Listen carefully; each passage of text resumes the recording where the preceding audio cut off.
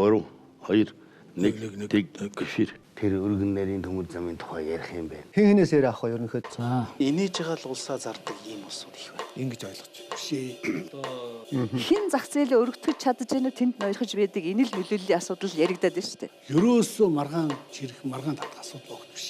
Гал дээр шараад ичиж мэдэх байх шүү. Та одоо их тайван надад хэлээд өгдөө. Би нэг юм ойлгохгүй. Энэ бооны нохоо нутагт юу ярьд? Би бодохдоо намайг яагаад зайлуулах гэдэг нь гэхээр бол 5 толгойг би улсад 100% ав гэж шаардсан.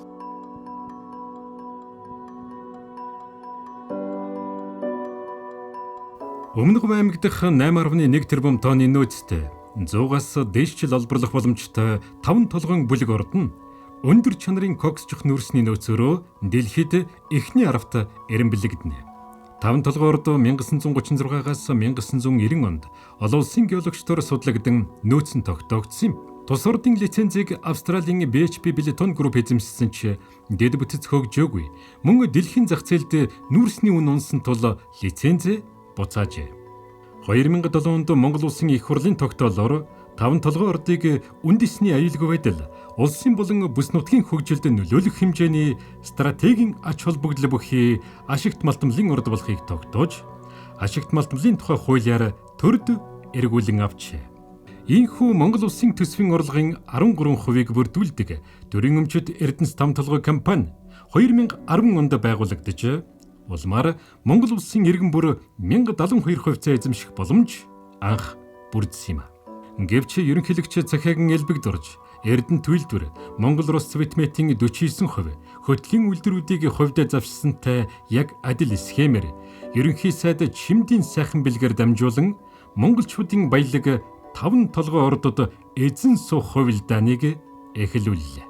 2014 оны 8 дугаар сард үндсэн хуулийг илт зөрчсөн үйлдэлээр ерөнхийлөгч Захиагин Элбэгдорж, засгийн газрын чиг үүрэгт хутгалдан оролцож 5 толгойн ордыг Шинхуагийн төмөр замтай холбох хил холболтын төмөр замыг Хятадын нарийн цэргээр байгуулах гэрээгчийг байгуулжээ.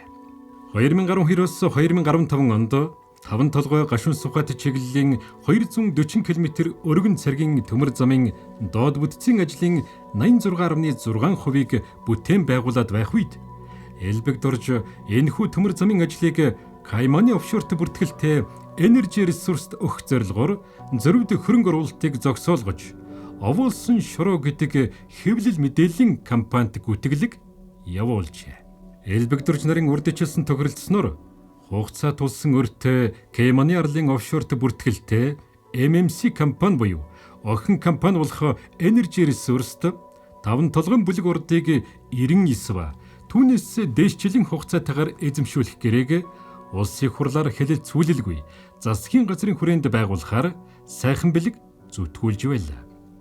Монгол улсын үндэсний аюулгүй байдал, эрх ашгийг 100 жилээр хохирох Элбэгдоржийн бүлэглэлийн энэ хувилдааныг Баттулга Эрдэнэ чимэг тэргүүтээ улсын хурлын 39 гишүүн эсэргүүцэж, улсын хурлаас ажлын хэсэг байгуулан дүгнэлт гаргаж, улмаар 2015 оны 4-р сарын 6-ны өдөр Зээнх улдын даргалсан улсын хурлаас ерөнхийлөгч Элбэгдоржийн толгойсон хувилдааныг таслан зогсоожээ. Ийхүү Монголын ард иргэд баялагтай эзэн хിവэр үлдэж, жилд 3.3 тэрбум долларын орлого олж, Монгол улсын төсөвт 6.3 их найд төгрөгийн татвар төвлөрүүлдэг. Монгол улсын Эрдэс баялагын санг 1.8 тэрбум тонноор нэмэгдүүлсэн Эрдэнэс 5 толгой үндэсний компани ажиллаж эхэлсэн билээ. Ерөнхий сайд оюун эрдэнэ 2024 оны 10 дугаар сард бүгд найрамдах Хятад ард улсын China Energy Group-ийн удирдлагатай уулзаж 10 гаруй жилийн үл ойлголцол гацааг арилгалаа. Үүний дагуу China Energy Group-ийн зүгээс шударга эрхтэгч зарчимд үндэслэсэн нүүрсний худалдааг 16-аас 20 жил тогтвортой хийх, гашуун сухайт ганц мод бомбын төмөр замын хил холболтын зардлыг хариуцах, цаашид Монгол улсын аюулгүй байдал, өргөн цэргийн төмөр замын бодлогыг хүлээн зөвшөөрч 5 толгойн ордод хувь эзэмших хүсэлт гаргахгүй гэдэг санал бүхий албан захидал ирүүлсэн байна.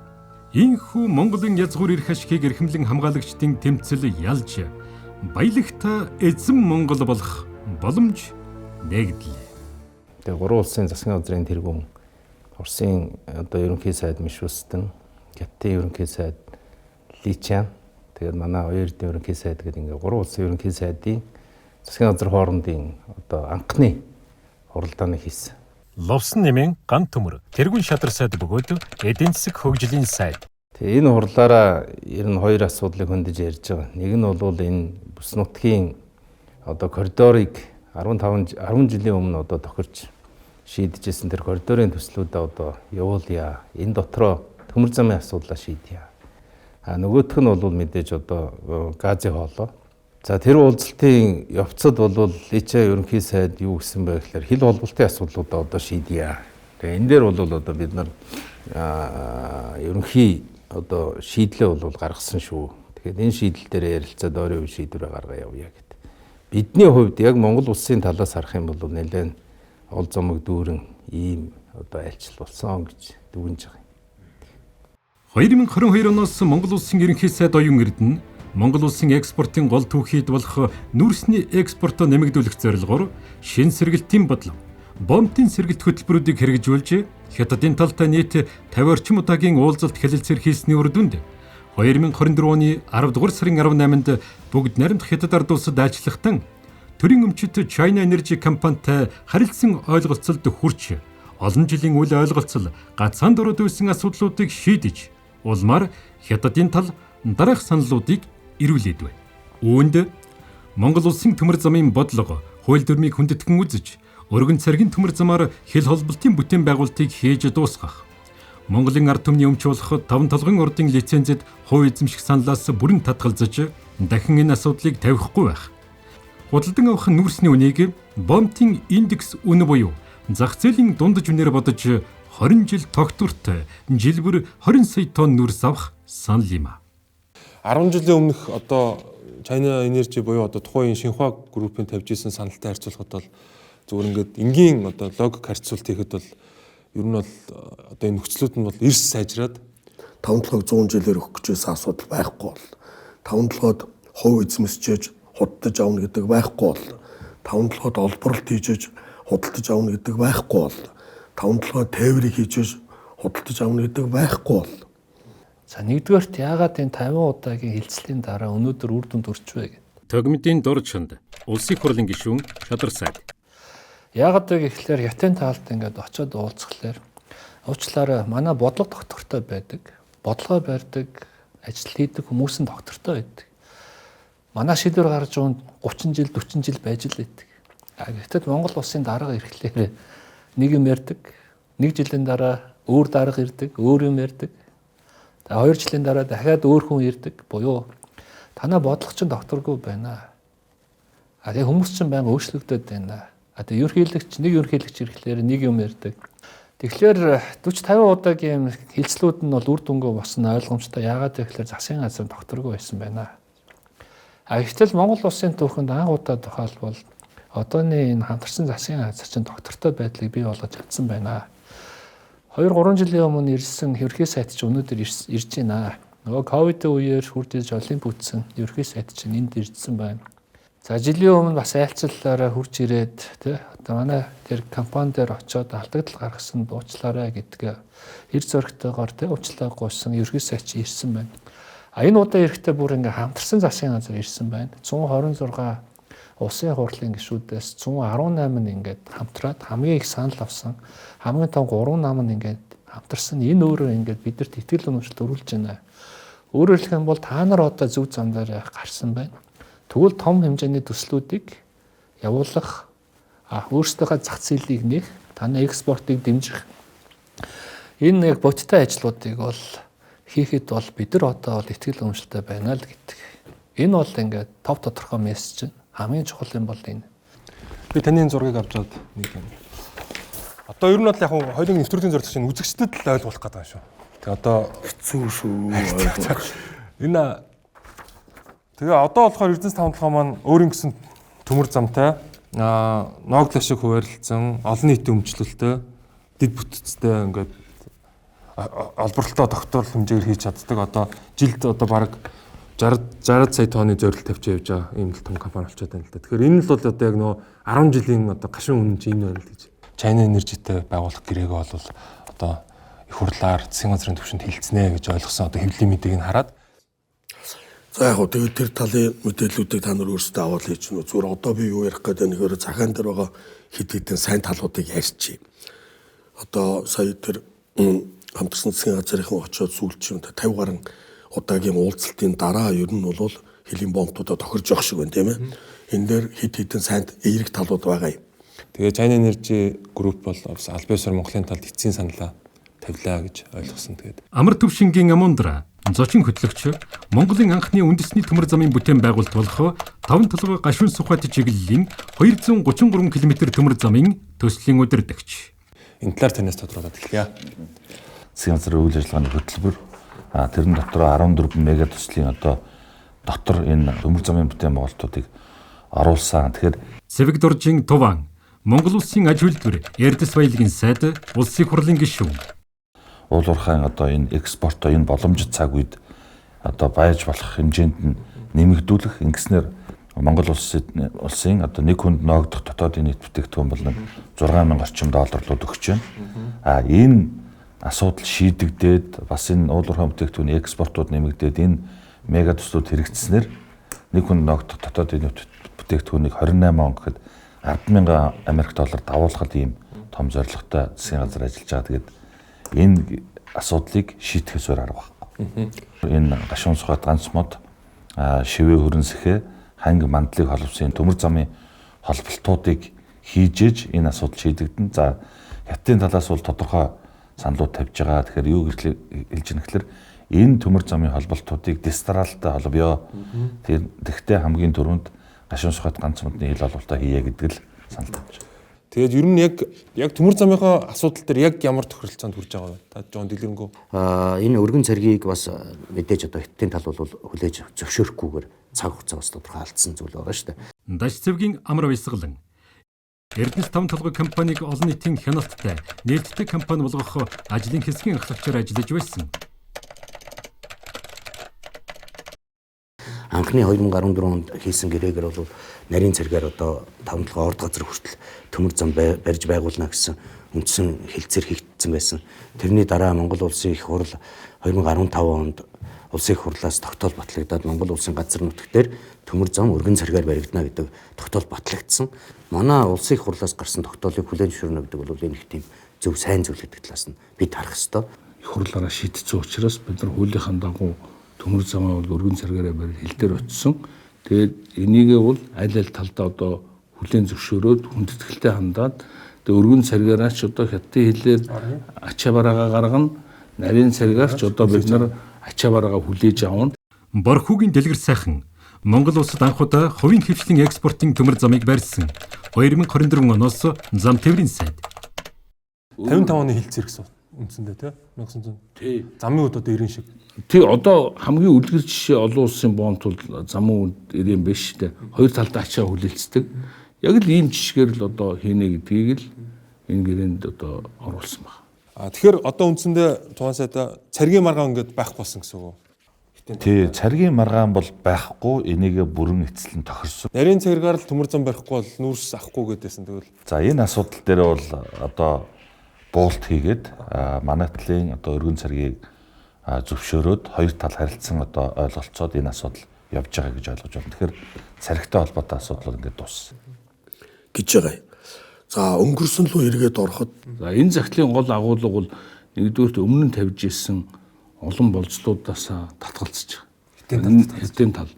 За China Energy буюу одоо хуучнаар бол одоо Шинхua охин компани нь тэдний эхний бол тавьж ирсэн саналууд бол их олон асуудлууд яригдчихлаа шүү дээ. Жишээ нь тусгай зөвшөөрлийг шилжүүлээ. Нямсрын учрал Монгол улсын засгийн газрын хэрэг эрхлэх газрын дарга Эрдэнэс 5 толгой компанид хяналт менежментийн шинжилэл хийх ажлыг удирдах байна. Одоо уурхайн лиценз. Тэгээ уурхайн лицензийг бид нэр одоо эзэмшмээр байна. Бид бол тий одоо энд 717 тэрбум юаны хөрөнгө оруулалт хийсэн. Бид хийсэн. Тийм учраас одоо танаа засгийн газраас болоод тэгээ нэгэнд 14 онд ерөнхийлөгч нэр гэрээ хийчээд байхад Ерөнхийлөгч Элбэг Дурж 5 толгой ордод эзэн суух санаархлаа биелүүлэхийн тулд бүгд найрамдах Солонгос улсын хөгжлийн банк, Экзим банк, Чингис бондын хөрөнгө оруулалтаар 2012-оос 2015 онд хэрэгжиж байсан 5 толгой гашуун сухад чиглэлийн төмөр замын бүтээн байгуулалтын ажлыг зогсоох шийдвэрийг сайхан бэлгийн засгийн газраар гаргуулсан юм. Мөн экспортын төмөр замын бүтээн байгуулалтыг хариуцаж байсан Монголын албан тушаалтнууд болон гадны хөрөнгө оруулагчдыг хуулийн хонгилоороо дарамтлах эрүүдэн шүүх ажлыг хэрэгжүүлсэн байдаг. та нар энэ ажлыг одоо бид бол хэлсэндээ үрээ төмөр замаа барьсан гэтэл та нарын одоо хариуцж исэн холбох ажил бол огт хийгдээгүй. Тийм учраас та бүхнээс бол бид нар энэ 2.7 тэрбум юаны алдагдлын хэмжээг ярих ёстой. Энэ уулзалтын үр дүнд иржсэн загтал дээр бол энэ гурван зүйлээс гурвуулангаас нь одоо татгалцсан. Давуу ирэх гэдэг юм бол байхгүй. Монгол улсын хуулиар одоо зүгээр одоо танай тендерт ороод ингээд явъя гэдгээ бол ойлгосон. Энэ алдагдсан боломж гэдгээ бол бид нар нэхэхгүй байя.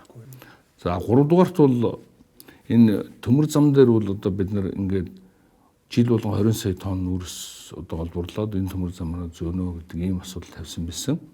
Тэгээ ерөнхий сайд бол энэ компанитай уулзсууя. Тэгш хэрэгтэй байна. Танай ачаа явбал бус компани ачаа явна. Тэдний одоо барьсан төмөр замаар бусад компаниуд ч гэсэн мөн одоо тодорхой төлбөр тарифын дагуу төлбөрөө төлөөд нүүрс бусад бараа бүтээгдэхүүнээ зөөж болох гэсэн ийм залтууд хүртэл ороод явж байгаа. Тэгэхээр ийм 465-аас энэгээр явна гэдгээр засвар хийгээд тэгээ ийм 3 зарчим дээр тохиролцсон энэ захианы гол агуулга.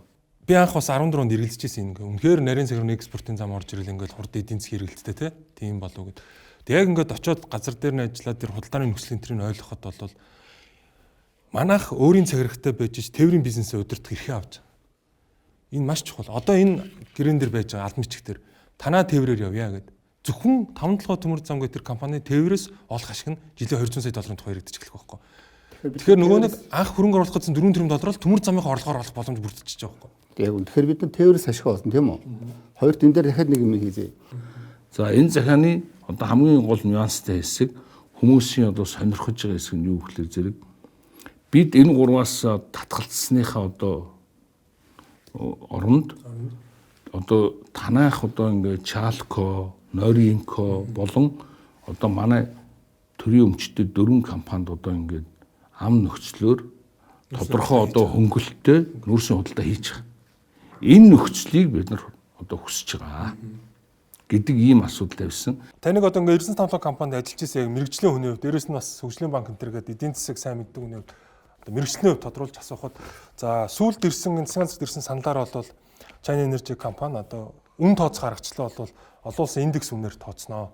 Одоо Эрдэнэс тавлаг ашиглаж байгаа тэр индекс үнийг тооцноо гэсэн тийм санал ирсэн мэс. Энийг та нэг үзэгчдэд жоохон дэлгэрэнгүй тайлбарлаад өгч. Яг ер нь бол Эрдэнэс тавлаг одоогийн байдлаар бол олон улсын нүүрсний одоо бүс нутгийн нүүрсний 5 биржийн дундаж үнээр индексжүүлээд 5 бирж тийм 5 олон улсын бирж байгаа. За энэний одоо дундаж үнээр нь индексжүүлж тэндээсээ үнэ тооцдог. За одоо өөрөөр хэлбэл нөгөө индекс маань ингээ хөдлөх юм бол за энэ дээр нэг номинал нэг үн тогтцсон байлаа гэхэд ингээ өслөө гэхэд нөгөөх нь яг тухайн хэм хэмжээгээр манай үн өсөөл явдаг гэсэн. Тэгэхээр энэ нөгөө над захиан дээр дурдаад байгаа тэр Чалкогийн зарчим гэдэг байгаа чинь энийг хэлээд байна. Няман дэлгийн мандуул сангийн яамны санхүүгийн бодлогын газар дэх хэлтсийн дарга Эрдэнэс 5 толгой майнинг компани тэргүүн дэд захирлаар тус ажиллаж байсан. Одоо хүмүүс бол бүгдээр ярьдэн шүү дээ. Чалкогийн гэрээ гэдэг энэ усаар баларцсан гэдэг байгаа шүү дээ. Тэгэхээр яг Чалко баларсан юм уу бадраагүй юм. Чалко чинь юу вэ гэхээр ийм л юм байгаа байхгүй. 11 онд манай монголчууд Чалкогоос 350 сая долларыг урьдчилан болгоод авцсан.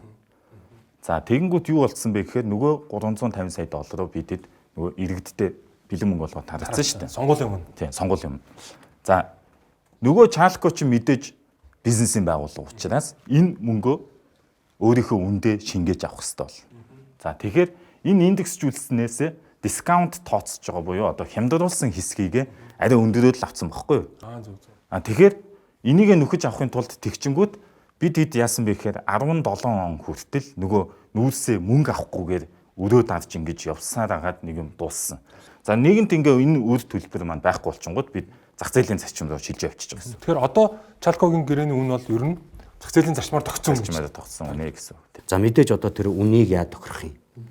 Өгч авах тэр бусад одоо төрлийн ажил гүйцэтгэх асуудал нь ямар хэлбэрээр явагдахын гэдг нь хэлцээрийнхаа төвшөнд тодорхой болох зүйл шүү дээ. Түүнээс нэг талаас захиа эренгүүт нь энэ загтлын хүрээнд бүх юм хийгдэх юм байна гэдэг ойлгож болохгүй.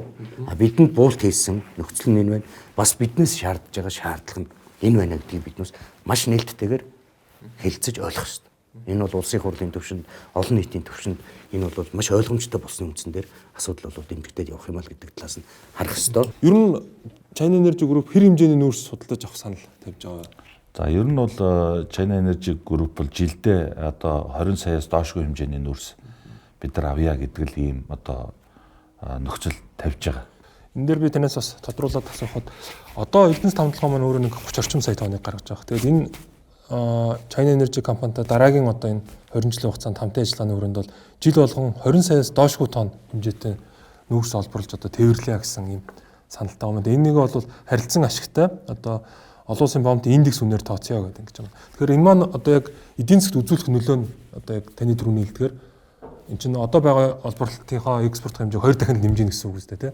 Одоо China Energy компани өөрөө жилдээ энэ нийтдээ нэг жилдээ 960 саяас 1 тэрбум тонн нүүрс хэрэгэлдэг ийм л айл баггүй. Тэгээ ийм том одоо компанитай бид нар стратегийн түнш болж одоо жилд гарах нүүрсний хэмжээ нь одоо 20 сая түүнээс ч их байж иж тэгээд олон жилээр энэ гэрээг тогтмол хийж ингээ баталгаажуулж авбал манай эдийн засгт айгүй том үр өгөөж өгнө. Одоо энэ олон төмөр замын холболт хийснээр транзит ачаанаас бид нар бас хэмжээний орлого олох тийм боломжтой. Тэгэхээр бид энэ холболтыг яаралтай хийх ийм цаг үе бол аль ч талаас одоо ингээд шаардлагатай болчиход байгаа. Зайлшгүй тийм. Өөрөөр хэлэх юм бол бид нар ингээд машинаараа зөгөөд авах юм бол хятадын зах зээл дээр бол ялагдагч болно. Орлогоо олж чадахгүй болчихно. Ялагч байхын тулд бол зайлшгүй одоо төмөр замынхаа холбоос хийхээс өөр арга бол байхгүй. Манай хойд төршийн нөөц бол нүүрснийх байна уу, зэсийнх байна уу, эрчим үүч хий байна уу? Монголоос хэд дахин илүү юм. Хэд дахин илүү хямдхан зарах боломжтой. Гагцгүй байрлал нь бол манайхаас хол واخгүй. Хятадын зах зээлээс. Тэгвэл бид нар байрлалын давуу тал үүсгэхээс аргагүй. Түүнээс Оросын зах зээл рүү бид нар ингэ түүхий идэ зарна гэдэг тийм бол байхгүй, боломжгүй. Тэгэхээр ганц уламжтай бидний хамгийн ойрхон байгаа нь хятадын зах зээл. Тэгвэл хятадын зах зээлээ одоо яаж богино хугацаанд те эсвэл урт хугацаанд бид нар эзэлж авах гэдэг ийм л уралдаан юм чинь. Энэ уралдаан дээр бол зардал байдаг. Зардал нь ямар зардал вэ? Ухаж гарах зардал бол манайх гайгүй. Ганцхан тээврийн зардал дээр мухар төмөр зам тэгээд ухаж гарснаа жижигэн ингээд машин дээр ингээд овоолж яваад тахлаар чинь. Тэгээд нөгөө нэг тонныг нь одоо $300 $100 ингээд зүгөө тахарч яах юм бэ чинь. Гадагшаа олон улсын нислэг хийлээ гэхэд нэг цагийн нислэг чинь $100 л идэх шүү дээ. Гэтэл бид нар ингээд ковид үеэр яалч байхгүй ингээд одоо бизнес классаар 1 тонн нүүрс зүүжсэн ийм ус шүү дээ. Гэтэл энэ чинь бид нар төмөр зам тавьсан бол $8 орсон. Тэгвэл хажуу талд нь Оросын нүүрс, Австралийн нүүрс, Индонезийн нүүрсүүд чинь хямдхан байж чадахгүй. Инх юм бол бид нар ингээд хятадын зах зээл дээр бол бацтай одоо байр суурь эзэлж авах юм бол Монгол улс бол тэгэл цаашаа эдийн засаг бол тов доктортойгоор өсөх боломжтой. Эрдэнэс хамтлагаа нүүрсний одоо экспорт огцом нэмэгдэхтэй холбоотой мэдээж олборлолтын асуудал үүсэх бах те. Тэгэхээр за China Energy компани өөрсдөө нүүрсээ худалдаж авах хэлцээрийнхээ хүрээнд бас олборлолтын асуудлыг хүндсэн гэсэн. Та энэ талаар нь бас нэг дэлгэрэнгүй. Тухайн үеийн тэр байгуулах гэжсэн хэлцээр бол одоогийн энэ хэлцээртэй харьцуулахад тийм одоо харьцуулшгүй өөр зөрүүтэй. Хишгэгийн Нямбатар хууль зүйн дотоод хэргийн сайд байхдаа нүүрсний хулгайг тасн зогсоох Эрдэнэс тав толгой компанийг олон нийтийн компани болгон шинжлэх ажлыг хариуцаж байсан. Одоо бол бид нар тав толгойн бүлэг ордын хэсэг одоо лицензтэй талбайг л China Energy-д олборлолт хий. Зөвхөн олборлолт хий. Энэ бол манай лицензтэй талбай шүү.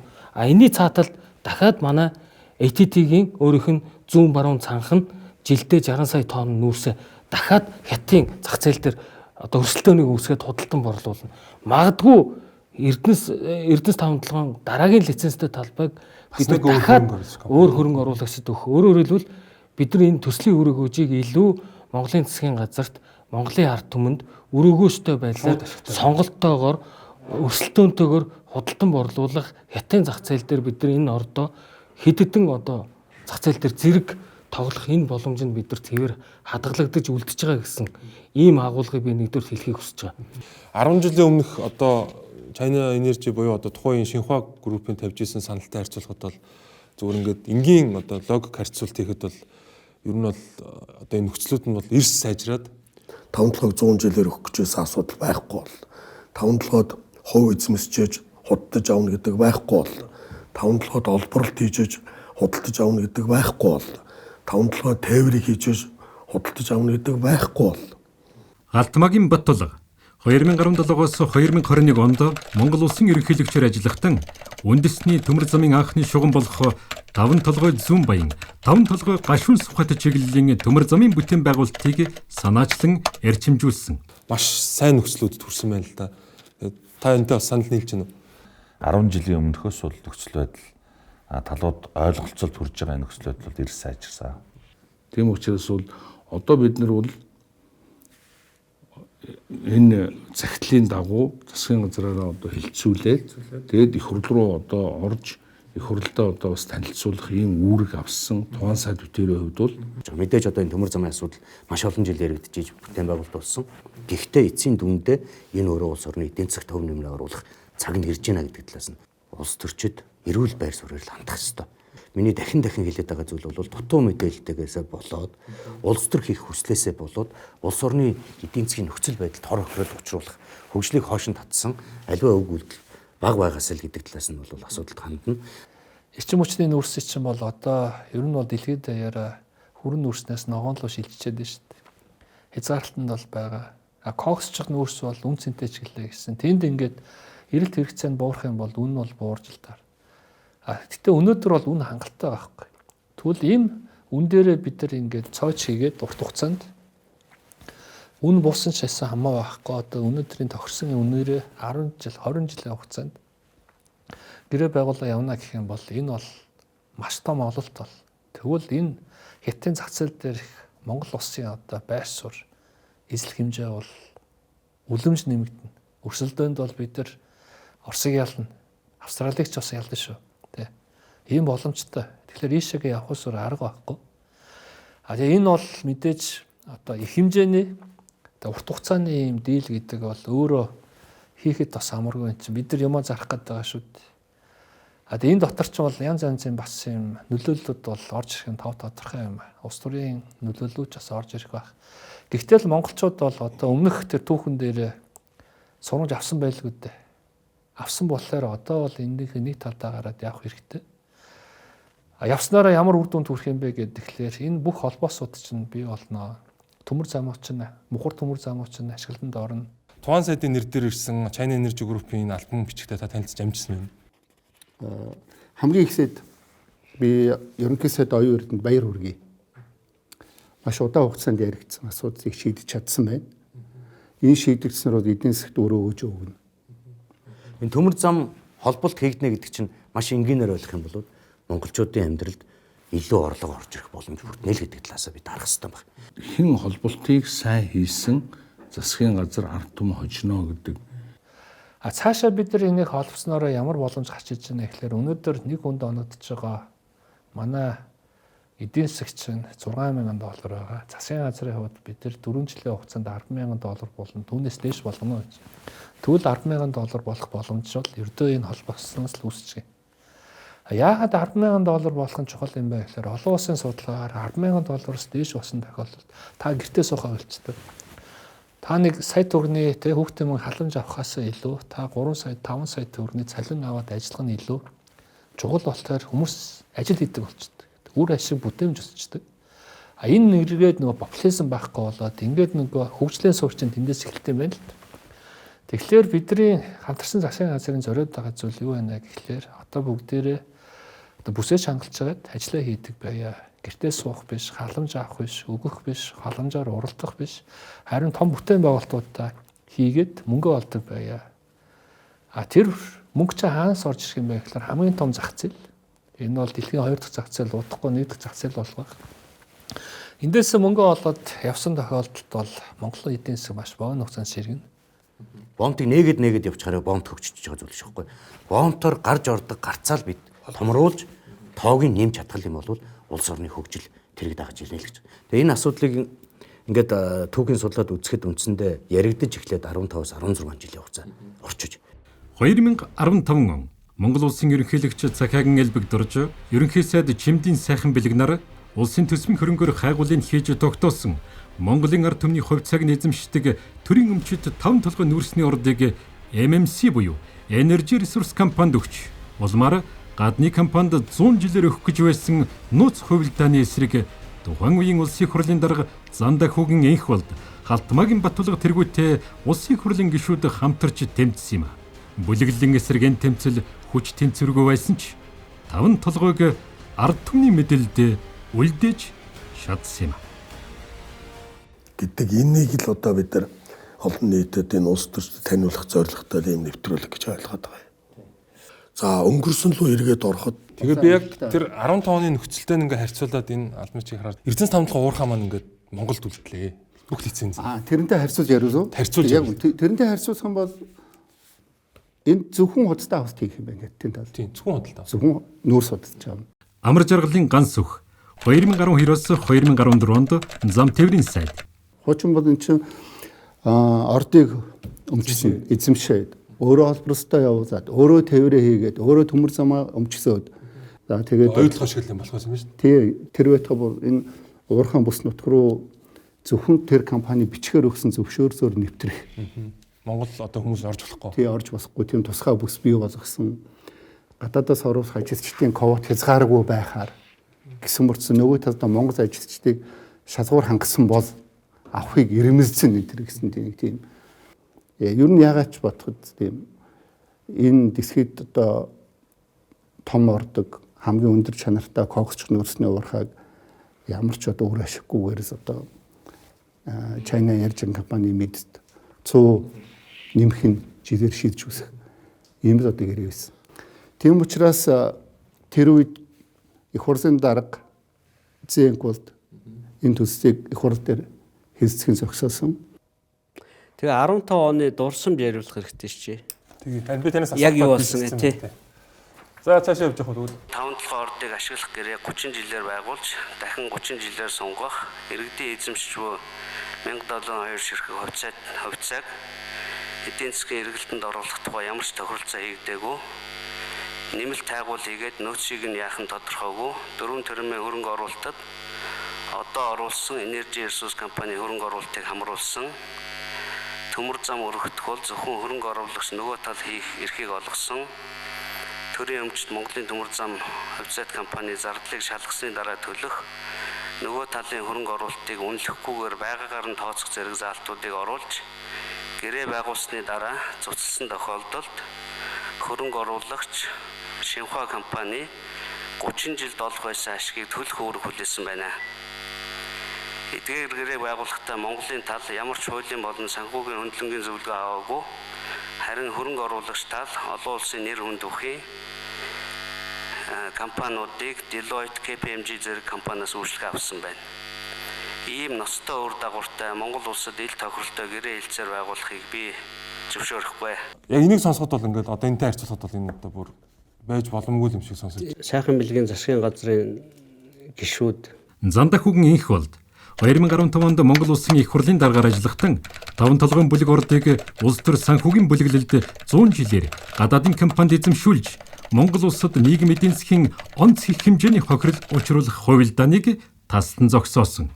Гартхүүгийн баяр сайхан дөрлөгжүү сайд 2 гэрээг нь барьж над дээр ирээд ийм болохгүй юм хийж байна гэд тэгж анх мэдээд ийм юм хийж болохгүй.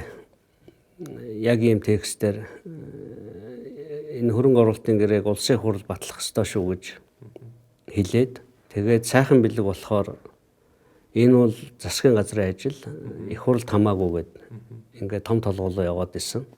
4 сарын 6-ны өглөөний 10 цаг 11:40 үлээ би уншид зогсоогоод тэгээд 39 гишүүн намайг дэмжиж гар үсэг зураад наадам гэхэд энэ бүх луур бол зогссон байдаг. Ягаад 76 гишүүнээс 39 гишүүн гар үсэг зурсан? Олдсон тэр. Үлдсэн нь бол зурхгүй гэсэн. 15 оны 4 сарын 6-нд зогсоочлоо.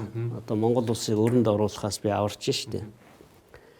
Тэгэхээр яг би нөгөө телевиз үзэгчтэй зориулж юу хэлэх гэдэг юм ингээд магадгүй 10 жилийн өмнө бид нэр хөрөнгө оруулалт энэ төр гэдэг дээр туршлагагүй одоо алдаа зүтгэл байсан байж магадгүй. Гэхдээ цаг хугацааны ингээд эцэст энэ тоо баримтууд ч яг үннийг хэлж байгаамаа.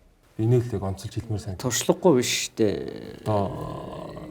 Тэр үед ч одоо тэр үеийн энэ 3 загвараар явуулах гэсэн. Энэ загваргүй л бол одоо балартаа гэдэг. Энэ загвараар явуулах гэсэн улсууд бол бүгдийг мэдчихэж байгаа шүү дээ. Энүүгээр бол Монгол улсын иргэдэд юу ч ирэхгүй. Тэгсэн мөртлөө энийгээ зүтгүүлээд байгаа. Мэдээгүй байх гэж бодод байна. Мэдлгүй яах вэ? Энд чинь тэгэхээр ч одоо эх орныхоо эсрэг гэсэн. Одоогийн ярьсан тэр хүмүүст эх орны эрх ашиг ёстой падгүй шүү дээ. Өөрсдөө гадаадд байшинтай өөрсдөө одоо нэрээ тэгээд манай их хөдлөрж ирэхийг сайн бид ерхий сайдаар хизээ ирэх вэ?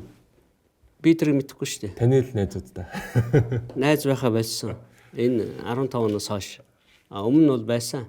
Хэрвээ бид нэр 2015 онд Эрдэнэс таван толгойг тэр тухайн үеийн нөхцлөөр нь өгцөн болвол, шинхуад өгцөн бол, энержи ресурс өгцөн бол юу болох байсан бэ? Та энэ дээр яг нэг what if гэж одоо бид нар ярьдэн шүү дээ. Хэрэг тгсэн бол гэдэг талаас нь та нэг яг хэрвээ 15 онд өгцөн болвол улсын төсөв 5 дахин өсөхгүй. Одоо сүүлийн 2 ерөнхий сайд оюун эрдэнэ ийм орлоготой болохгүй. 1 2 3 4 5. Энэ орлогын нэмэгдлийн цаана Эрдэнэс таван толгой компани байгаа. Эрдэнэс таван толгой нэмэх нь Эрдэнэт үйлдвэр. 2 үйлдвэрийг манай их хавчлаагүй шүү дээ. Тэгээ тэр 2 их үйлдвэрийн орлого улсад бүрэн орж байгаа учраас 5 дахин өссөн. Шинхua МСС 2-т бэлгэлээгүй учраас нүүрсний экспорт 10 дахин өссөн. 8.9 тэрбум доллар. Ямар ч экспорт ингэж 10 дахин өссөн түүх одоо дэлхийн түүхэнд байхгүй, Монголын түүхэнд байхгүй. Манай бусад бүх экспорт бол байрандаа байгаа. Тэр ганцхан нүүрс өөрөө ингэж. Тэгээ энэ төсвөө 6 дахин 5 дахин өсгөж экспорт нүүрсний экспортыг 10 дахин нийт экспортыг 3 дахин өсгөсний буруутангууд нь бол одоо энэ сүүлийн 10 жил гацаагч гэж нэрлэгдсэн 39 гишүүн байгаа. Энэ Эрдэнэ чимэг гишүүн баяр цогт руу бичиг явуулсан байгаа. Тухайн үеийн засгийн газар хэлэх газрын дарга баяр цогтод зурсан гишүүд Эрдэнэ чимэг, Амар жаргал, Талигач ариун, Баасанхуу, Батсандан, Батулга, Батцогт, Баяр сайхан 2 баярсаг хоёлаа байна. ЦГ, Болор чулуун, Бурмаа, Ганбаатар, Ганбат, Бетон Ганбаа байна. Гавыг сайд байсан. Бүх гишүүд бас зураагүй харж болж байгаа. Алтууыг зураагүй. Улсын хурлын гишүүд нөгөө моё хуягаараа ялгарсан энэ. Энэ 39 бол моё. Монголоо хөгжүүлэх гэдэг улсууд байна шүү дээ. Энд зураагүй 38 уу? 76 37 гишүүн бол одоо Хятадыг хөгжүүлэх гэдэг улсууд. МСС группийн талд байсан. МСС групп одоо Элбэгдор сайхан бэлгийн талынхан гэсэн үг. Одоо хүртэл арчсан нам дотор байгалийн баялаг МСС-ийнх байх ёстой гэдэг бүлэглэл байж л байна. Та нар бүлгийн урдаас харсан байна. Бүлгийн урал дээр Алтан уяг дарга бол одоо нарийн зэрэг зүү гэж хэлсэн. Угаасаа л Алтан уяг 14 он хүртэл тийм л бодлого явуулсан шүү дээ. МСС-д үгэн барина гээл. Гэхдээ байгалийн баялагын талаар хамгийн их мэдээлэл хийжсэн улс төрч. Гэхдээ мэдээлэл яах вэ? Одоо гараа өсгөлж чадахгүй шүү дээ. Энд байна уу? Алтан уягийг дагаад Фортуна Санжимтов эдгээр сайд байсан. Онжиг дөрж Алтан гац фракц. Алтан гац фракцийн зураагүй тэгээд ингээл ялгараад үлдсэн. Энэ бол түүх байхгүй. Би энийг зохиогоогүй шүү дээ. Одоо тэгсэн чинь яг эсрэгээр одоо ингээд улс аваад эдийн засгаа өсгөе гэсэн чинь үгүй гэдэг. Гэхдээ нөгөө хуяа бодлоготой гишүүд чинь дуусахгүй шүү дээ. Байж л таарна. Ерөнхий сайдын байр суурь чухал шүү дээ. Ерөнхий сайд гүйцэтгэл тэргүүлж байгаагийн хувьд бодлогоо явуулна. Тэрийг дэмждэг олонх болвол олдно. Олонх байгаа учраас ерөнхий сайд байгаа. Тэгээд цөөнх бол эсэргүүцтэй эсэргүүцч бай. Тэгээ тэдээс хамаарахгүй ингээ ажил явдаг л байхгүй. Явцсан ингээд. Тэгэхээр та одоогийн ерөнхий сайдын байр суурийг бол та дэмжиж байгаа үү? Тий нөгөө 17 оны ерөнхийлөгчийн сонгуулиас хойш Монгол улсын төрийг барьж исэн улсууд бол тэрэн дотор оюун эрдэнэ өөрөө оролцоод ингээд зөв. Одоогийн ерөнхийлөгч хүрсэх бас. Баялгаа ард түмдээ гэдэг уриатаагаар сонгуулиороо ярьсан хөрсөх мөн зөв. Тэгээ бүлгийн урал дээр ярьж байгаа Батулга бол яг л хуучин байр суурин дээр байгаа. Тэгэл тэндээс та бүхэн юм уншиж болно шүү дээ. Энэ улсууд ийм байр суурь, нөгөө улсуудын байр суурь 10 жил болоход юу ч өөрчлөгдөөгүй хэвээрэл байгаа. Тэгэл түүх ингээл бүгдээр ингээд байр орнд тавьчихж байгаа шүү. Би Зандаагүйгийн инх болт гэдэг хүнтэй маш олон зүйл дээр зарчмын хувьд санал зөрдөг боловч энэ одоо хилцээрийг зогсоосон үргэлжлүүлж бид нар 16 онд шинээр парламентод орж ирээд энэ гэрээг их хурл дээрээс буцаахад ингээд бид нар яг ижил байр суурьтай байсан. Би Нямбатрыг цагдаад өгсөн байдаг. Таны тэгсэн шүү дээ. Би ер нь инх бол дарагт олон юм дээр таардаг. Гэхдээ 5-7% болвол энэ миний түүхэн үүрэг байсан гэдэг. 5-7 бүлэг ордыг бүхлээр нь өгөх гэжсэн хилцээр асуудал. 15 оны хэрвээ гэрээ хийсэн бол миний бодлоор Эрдэнэс 5-7 бол одоо 2 дахь оюутлах болох байсан. Тий. Хэрвээ яг энэгээр нь бүтнээр нь ингээд түлхэгдсэн бол өдийд оюутлага 2 нийгмийн оюутлага 2 болж амжихгүйгээр нийгмийн эмх замбрааг байдал одоо нөгөө нэгэрчүүд хүмүүсийг хөөж гаргаж байгаа шиг Венесуэл шиг юу шиг юм нөхцөл байдал айл хэдий очичхоос өөрөөр хэлбэл энэ 8 жилийн хугацаанд 2015 онд улсын их хурлын 39 гишүүн хамтдаа Монгол улсын эзэмшлээс 5 толгой урдыг 100 жилээр гаргаж нүүрс олборлолт, тээвэр, түүний дотор төмөр замаа хүртэл хамт алдах байсан бусрамг орлогыг таслан зогсоож 5 толгой ордоо ард түмнийхэн мэдэлд авч үлдэж чадсан билээ. Харин өнөөдөр бүгд найрамдах Хятад ард улсын төрийн өмчөд China Energy компани Монгол улстай харилцан ашигтай хамтран ажиллах, нүүрсийг 20-с 30 жилийн хугацаанд тогтвортой импортлох, олон жил гацсан гашуун сухайд ганц мод боомтын төмөр замын холболтын бүтээн байгуулалтыг хариуцах санал ирүүлжээ. Ийхүү 5 толгой урдыг хувьдаа өмчлөх элбэг дорж сайхан бэлэг болон гадаадад бүртгэлтэй офшор компаниудын хамтарсан бүлэглэлийн санаархлыг зогсоох тэмцэл бодит үр дүнд хүрлээ. гэж байгаа юм. За өнгөрсөн лөө эргээд ороход цагаан сараас хойш 4 сар хүртэл гэрээ хэдэн ч удаа солив те. Гэрээ 4 удаа солигдсон байдаг. Компьютер дээр солиод байдаг тийм одоо олон хэлцэр байх уу ер нь зүгээр. Гэхдээ яг тэр нөгөө болж утггүй заастын шүүмжсэхээр засчдаг. Эсвэл тэрийг аваа хийчдэг. Хулгайг баригдахаар зэрэг өөрчилчихдэг. Тэр энэ 14 оны 8 сарын гэрээ маань одоо ингээд архивс олдохгүй байгаа тий. Нууц байж байгаад устгацсан. Алдахгүй байгаа. Элбэг дорж өөр толгогдоогүй эрхийг эдэлж 2014 оны 8 дугаар сарын 21-нд ганц мод гашуун сухайт боомтын төмөр замын төслийн санхүүжилтийн ерөнхий хэлэлцээрийг байгуулж нарийн цэргийн төмөр зам тавихаар сэм тохиролцжээ. Энэхүү хувилдаанаар үйлдсэн хэлэлцээрийн монгол хэл дээрх гэрээ Монгол улсын засгийн газрын архиваас олдоогүй бөгөөд ерөнхий сайд оюун эрдэнэ 2024 оны 10 дугаар сард бүгд найрамдах Хятад ард улсад ажиллах үед China Energy Group-с уг гэрээний хятад эхийг олж авснаар Монгол улсын үндсэн хуулийг зөрчсөн Цахиагийн Элбэг доржийн үйлдэл илэрсэн байдаг. Элбэг доржийн хувилдааны санаархлыг тусгасан энэ хэлэлцээр хэрэгжсэн бол экспортын нүүрс тээвэрлэлт бүхэлдээ Монгол улсын хяналтаас гарч экспортын төмөр зам өрийн барьцаанд орсон офшор компани MMC-гийн өрн шилжих аюулаар Монгол улсын эрх шиг 100 жилээр хохирох байлаа. Энэ гэмт үйлдэлийг зохион байгуулж оролцсон ерөнхийлөгч Цахиагийн Элбэг дорж, тамгын газрын дарга Пунцгийн цагаан, ерөнхий сайд Чимдийн сайхан бэлэг нарыг баривчлах тогтоолыг Элбэг доржийн томилсон шүүгч Сангочрын олзод дүүргийн анх шатны шүүхтэр хүчингүй болголоо. Надад бол ерөөсөө юу байсан штэ 2021 оны BTT China Energy-гийн хооронд байгуулсан санамж бичиг Монгол Хятадын засгийн газрын хоорондын комиссийн хурал гих мэт одоо баримтсалтууд тэгээд 55 оны хэлцээрүүдээр түшиглэж бид нар энэ 3 хэлцээрийн агуулгыг бид нар тэр 23 оны 6 сарын 28-нд одоо надаар ахлуулсан ажлын хэсэг хэд хэдэн удаагийн хэлцээрүүдийн явцад бид нар тохиролцсон.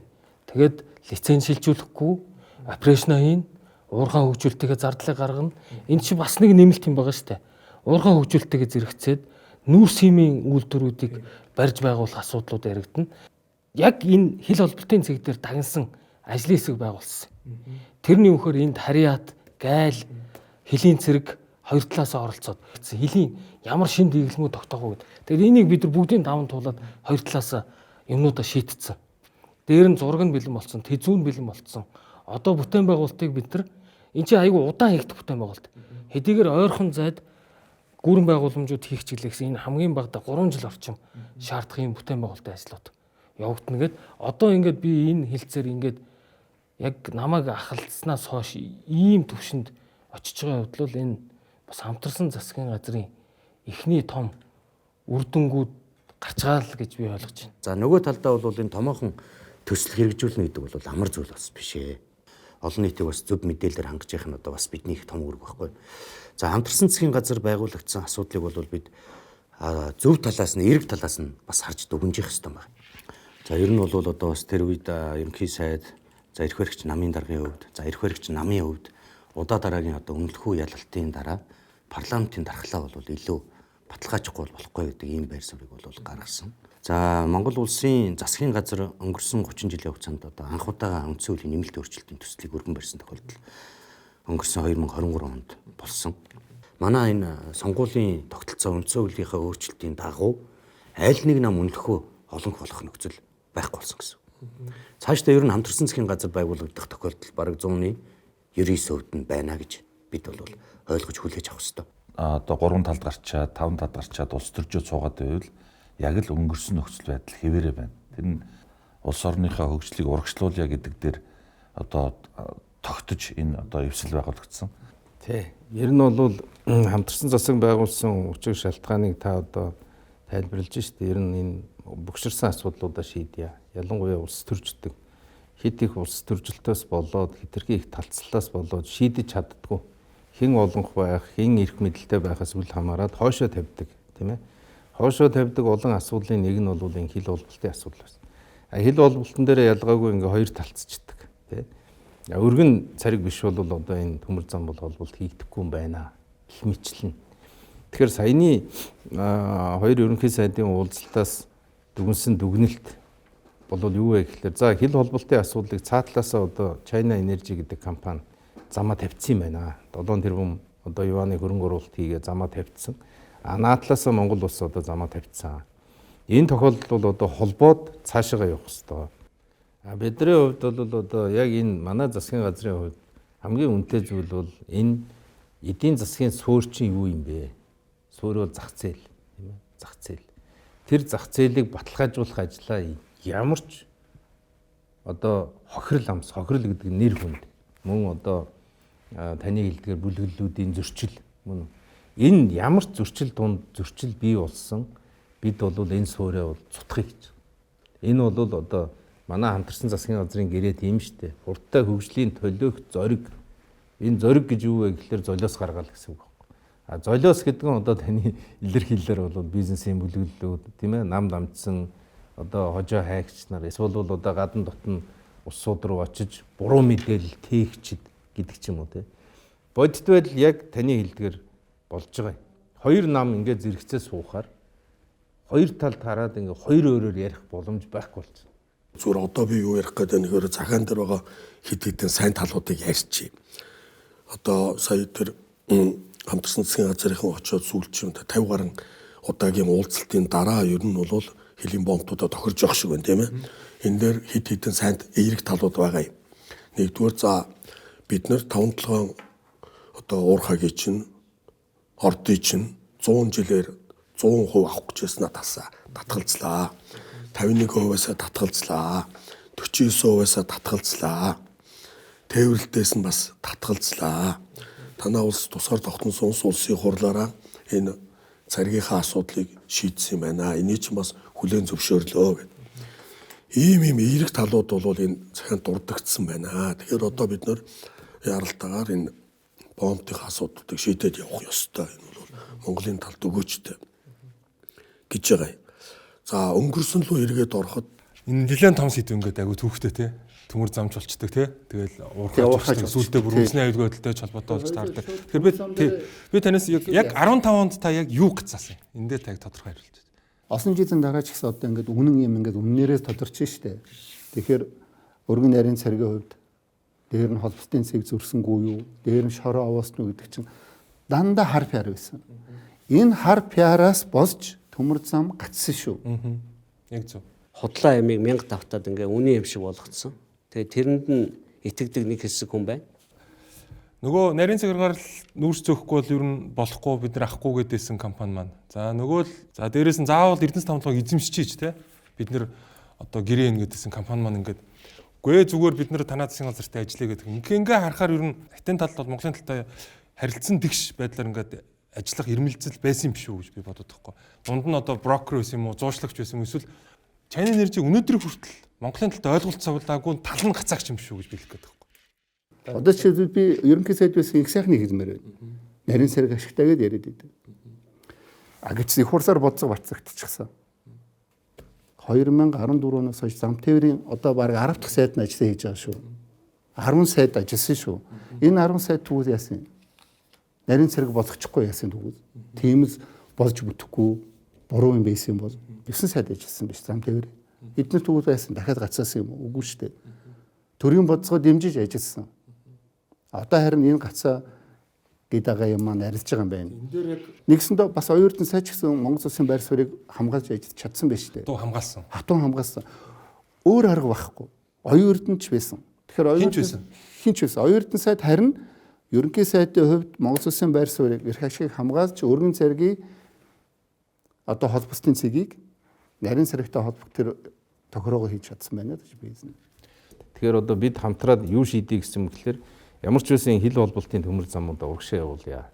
Мэдээж урагшаа явуулахын тулд гадаад харилцааны асуудал нь өөрөө асар их ур ухаан болов шаарддаг юм байна. Одоо бид нар энийгээ бас дотооддоо ил тод ярьж явахгүй бол өөрснийгөө ойлгуулах ажлаа бид нар бас хийдэг юм байна.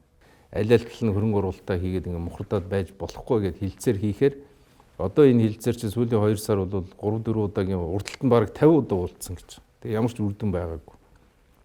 Хоёулаа мухардлын хэлбэртэй ийм байдалтай байсан. Тэгээд Исламабад явах замдаа бид нар Бээжинд 2 удаа ерөнхий сайд битээр 2 удаа 2 хонлоо штэ. Гол нь энэ Монголын асуудал болоод байгаа нүүрс газрын тос энэ тээврийн асуудлыг шийдэх эрхээ авчаад байгаа компаниудтай бичиж уулзах ажлыг хийсэн. Мэдээллийн асар их зөрүүтэй юм явсан байна. Тэгээд эцсийн шийдвэр юу байна вэ гэхээр одоо нарийн өргөн цэргийн хэрүүлийг болио. Монгол улс бол өргөн цэргаараа тэр дотоод асуудал. Одоо таны хэлдгээр дотоод асуудлаа дотооддоо шийдэх. Их хурлын шийдсэн. Их хурлын шийдсэн. Одоо энэ хурлын шийдвэрийг бол бид хүлээж авнаа. Бид бол барьсан төмөр зам ашиглах ийм бүрэн боломж гарлаа гэдэг ийм одоо сайн мэдээ бол байна. Тэгэхээр өргөн нарийн сэргийн хувьд бол асуудал одоо ингээд ямар нэгэн байдлаар дахиж одоо тийм хэрүүлийн айлын болохгүй мэнэ гэж асуусан. Өөрөөр хэлбэл энэ Монголын бодлого өргөн цэргаараа байна гэдэг хэтэн тал үзэн зөвшөөрж ин хүндэтгэж байна, хүлээж авсаа холбостой хийгээд явъя гэдэг. Энэ маргаа ингээд дуусчих юм байна. Сонирхол бүхий хүмүүс холбостой цэгийг зөрсөн тийм үү? Энэ төргээд энийг ус төрж үзээгүй бол энийг айс өмнө тохирчих байсан. Хоёрт энэ хүмүүс Шунхай Energy буюу за China Energy компаниг төөрөгдүүлсэн. Юу гэж төөрөгдүүлсэн гэж босчноо. Та нар байж бид нар ингээд ус төрч нартай ажиллана. Тийм. Манад одоо ерөнхийлөгч хэлбэгдэрж байна. Ерөнхийдөө цайхан бэлэг байна. Бид нар одоо энийг ярьж байгаа, PR хийж байгаа гэдэг маягаар ийм хуурамч итгэл бий болгоход нөгөө таздаа. Тий. Тэгэхээр China Energy мэдээж нөө санхүүгийн хувьд те өөрсөндөө утмостой одоо хамгийн ашигтай хөлбөрөө сонгоно шүү дээ. Энд чинь China Energy буруу биш байхгүй. Тэгэхээр үе ус төрчөд худалдагдсан байна. Тэгээ энэ нөхдүүдэд тийм буруу хуурамч итгэл төрүүлээ төрөгдүүлсээр байгаа өнөөдөр хүрсэн. Тэгвэл гацаа тэнд байна гэсэн үг. Яг зөв. Төрийн бодлого гарсан од жаргалаа. Төрийн бодлогоо даган баясаарай гэсэн. Харамсалтай нь ингээд даган баясаагүйгээс болцсон юм болж байгаа. Нөгөө ухаан удгийг дуусгаар нь дараагийн том тавталгаар руу орох гэсэн л одоо хувийн компани л бодлого штэ наач. Төрийн бодлогыг давж яана гэсэн үг байхгүй. Одоо тэгээд урт хугацааны дараа ч гэсэн энэ 15 жилийн дараа эргээд урд хурш маань энийг хүлээн зөвшөөрж байна. Танах тусгаар тогтносон улсын шийдвэрийг хөндлөж байна гэдэг маань бидний бас нэг нь урт удаан хугацааны хувьд олон бас нэг эх оронч язгуур эрх ашгаа боддог энэ эх орончтой бас ялдалтай. Энэ ч дэ өөрөө жилийн 4 тэрбум долларын борлуулалт хийдэг том бизнес болж хувирж шít эрдэнэс тавталгач одоо 27 оноос. Тэгэхээр маш их мөнгө үстэй та. Өчтөө дэсгийн том компани шүү дээ.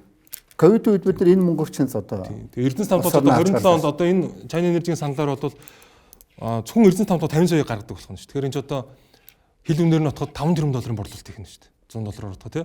Тэг ингээд 5 тэрбум долларын борлуулалт хийдэг энэ том бизнесийг жилийн 5 тэрбум шүү. Бизнесийг л одоо авах тэмцэл өрнөсөн байна. Тэгээ өнөөдөр бол нэг таны хэлдгээр үнэхээр нэг баяртай байгаа юм. Энэ 5 тэрбум чи арт түмэнд үлдлээ. 26% нь олон нийт эзэмшдэг компанид үлдлээ тий. Төрдөө үлдсэн энэ өрөөгөөч арт түмэн хүртэж байна. Энэний ч үр дүнд цаашдаа ч энэ өрөөгөөж хүртэн штэ. Урт удаан хугацаанд энэ ч маш том орд штэ. Тийм дэсгийн банкны тооцоогоор баг 300 жил ашиглах нөөцтэй том орд байгаа. Манай 5-7 бүлэг олд маань бол нийтдээ нэг 7.3 тонн мөсний тэрбум тонны нөөцтэй. За 15 онд анх санал болгоод за тэгээ засаг дээр яригдаад за их хурал дээр одоо ингээд зогссон тэр одоо санал болгосон нөхцлүүд за хамгийн эхлээд би хувь эзэмшлийн талаар нэлж гэж. За тухайн үедээ MMC буюу одоо манайхны мэддгээд бол одоо Energy Resource компани 51% эзэмшилтэй. За тухайн үеийн Шинхua компани 49% эзэмшилтэй. Энэ тэгээд эрдэнэс тавталгаагийн хувьцаа нь хаана вэ? Эрдэнэс тавталгаагийн хувьцаа байхгүй. Яг тухайн үед санал анх болгож ирсэн. За тэгээд ашигладагч компани. Тийм зүгээр л одоо лицензээ эзэмшдэг. Гэхдээ ямар нэгэн контрол үйл ажиллагаанд хувьцаа байхгүй. Нэгсэндээ төслийн компанид хувьцаагүй. Төслийн компанид хувьцаа байхгүй. Одоо энэ чинь ингээд нэг юм энэ хоёр чинь нийлээд одоо special vehicle purpose vehicle гэдэг буюу одоо төслийн компани байгуулад энэ нь өөрөө бүх эрх мэдэл ажиллаа хийнэ гэсэн үйл ажиллагаа. Тэрэн дээр нь бол эрдэнэс тавталгаа хувьцаагүй ямар нэг хувьцаа ийм харьцаатай байсан. За гэтэл одоо яг энэ дийл маань яваагүй одоогийн байдлаар ямар байна вэ гэвэл Эрдэс Монгол Эрдэнэс таван толгой нь 74% эзэмшиж байгаа. За манай иргэд 1072 хувьцаагаараа дамжуулаад 26% эзэмшиж байгаа. За тэгэхээр бид ямар ч байсан гэсэн төр болон иргэдийн одоо хосолсон ийм эзэмшил хувьтайгаа үлдээд одоогийн байдлаар байгаа гэсэн үг. За дараагийн нэг асуудал нь олборлолт байна. За тухайн үеийн одоо би бас түрүү хэлсэн бүх үйл ажиллагаа гэдэг чинь одоо олборлолт бас хамгийн чухал. Энэ консорциум буюу одоо энэ 51-49-ээр хуваагаад бүгдийг эзэмшнэ. Одоогийн байдлаар бол манай Эрдэнэс 5-7 олборлолт. Өөрсдөө сонгон шалгаруулалт тэгээд олборлолт хийж байгаа. Тийм. Өөрсдөө хийж болно. Эсвэл сонгон шалгаруулалт тэгээд 3 дахь читгээр хийлгэж бас болно тийм.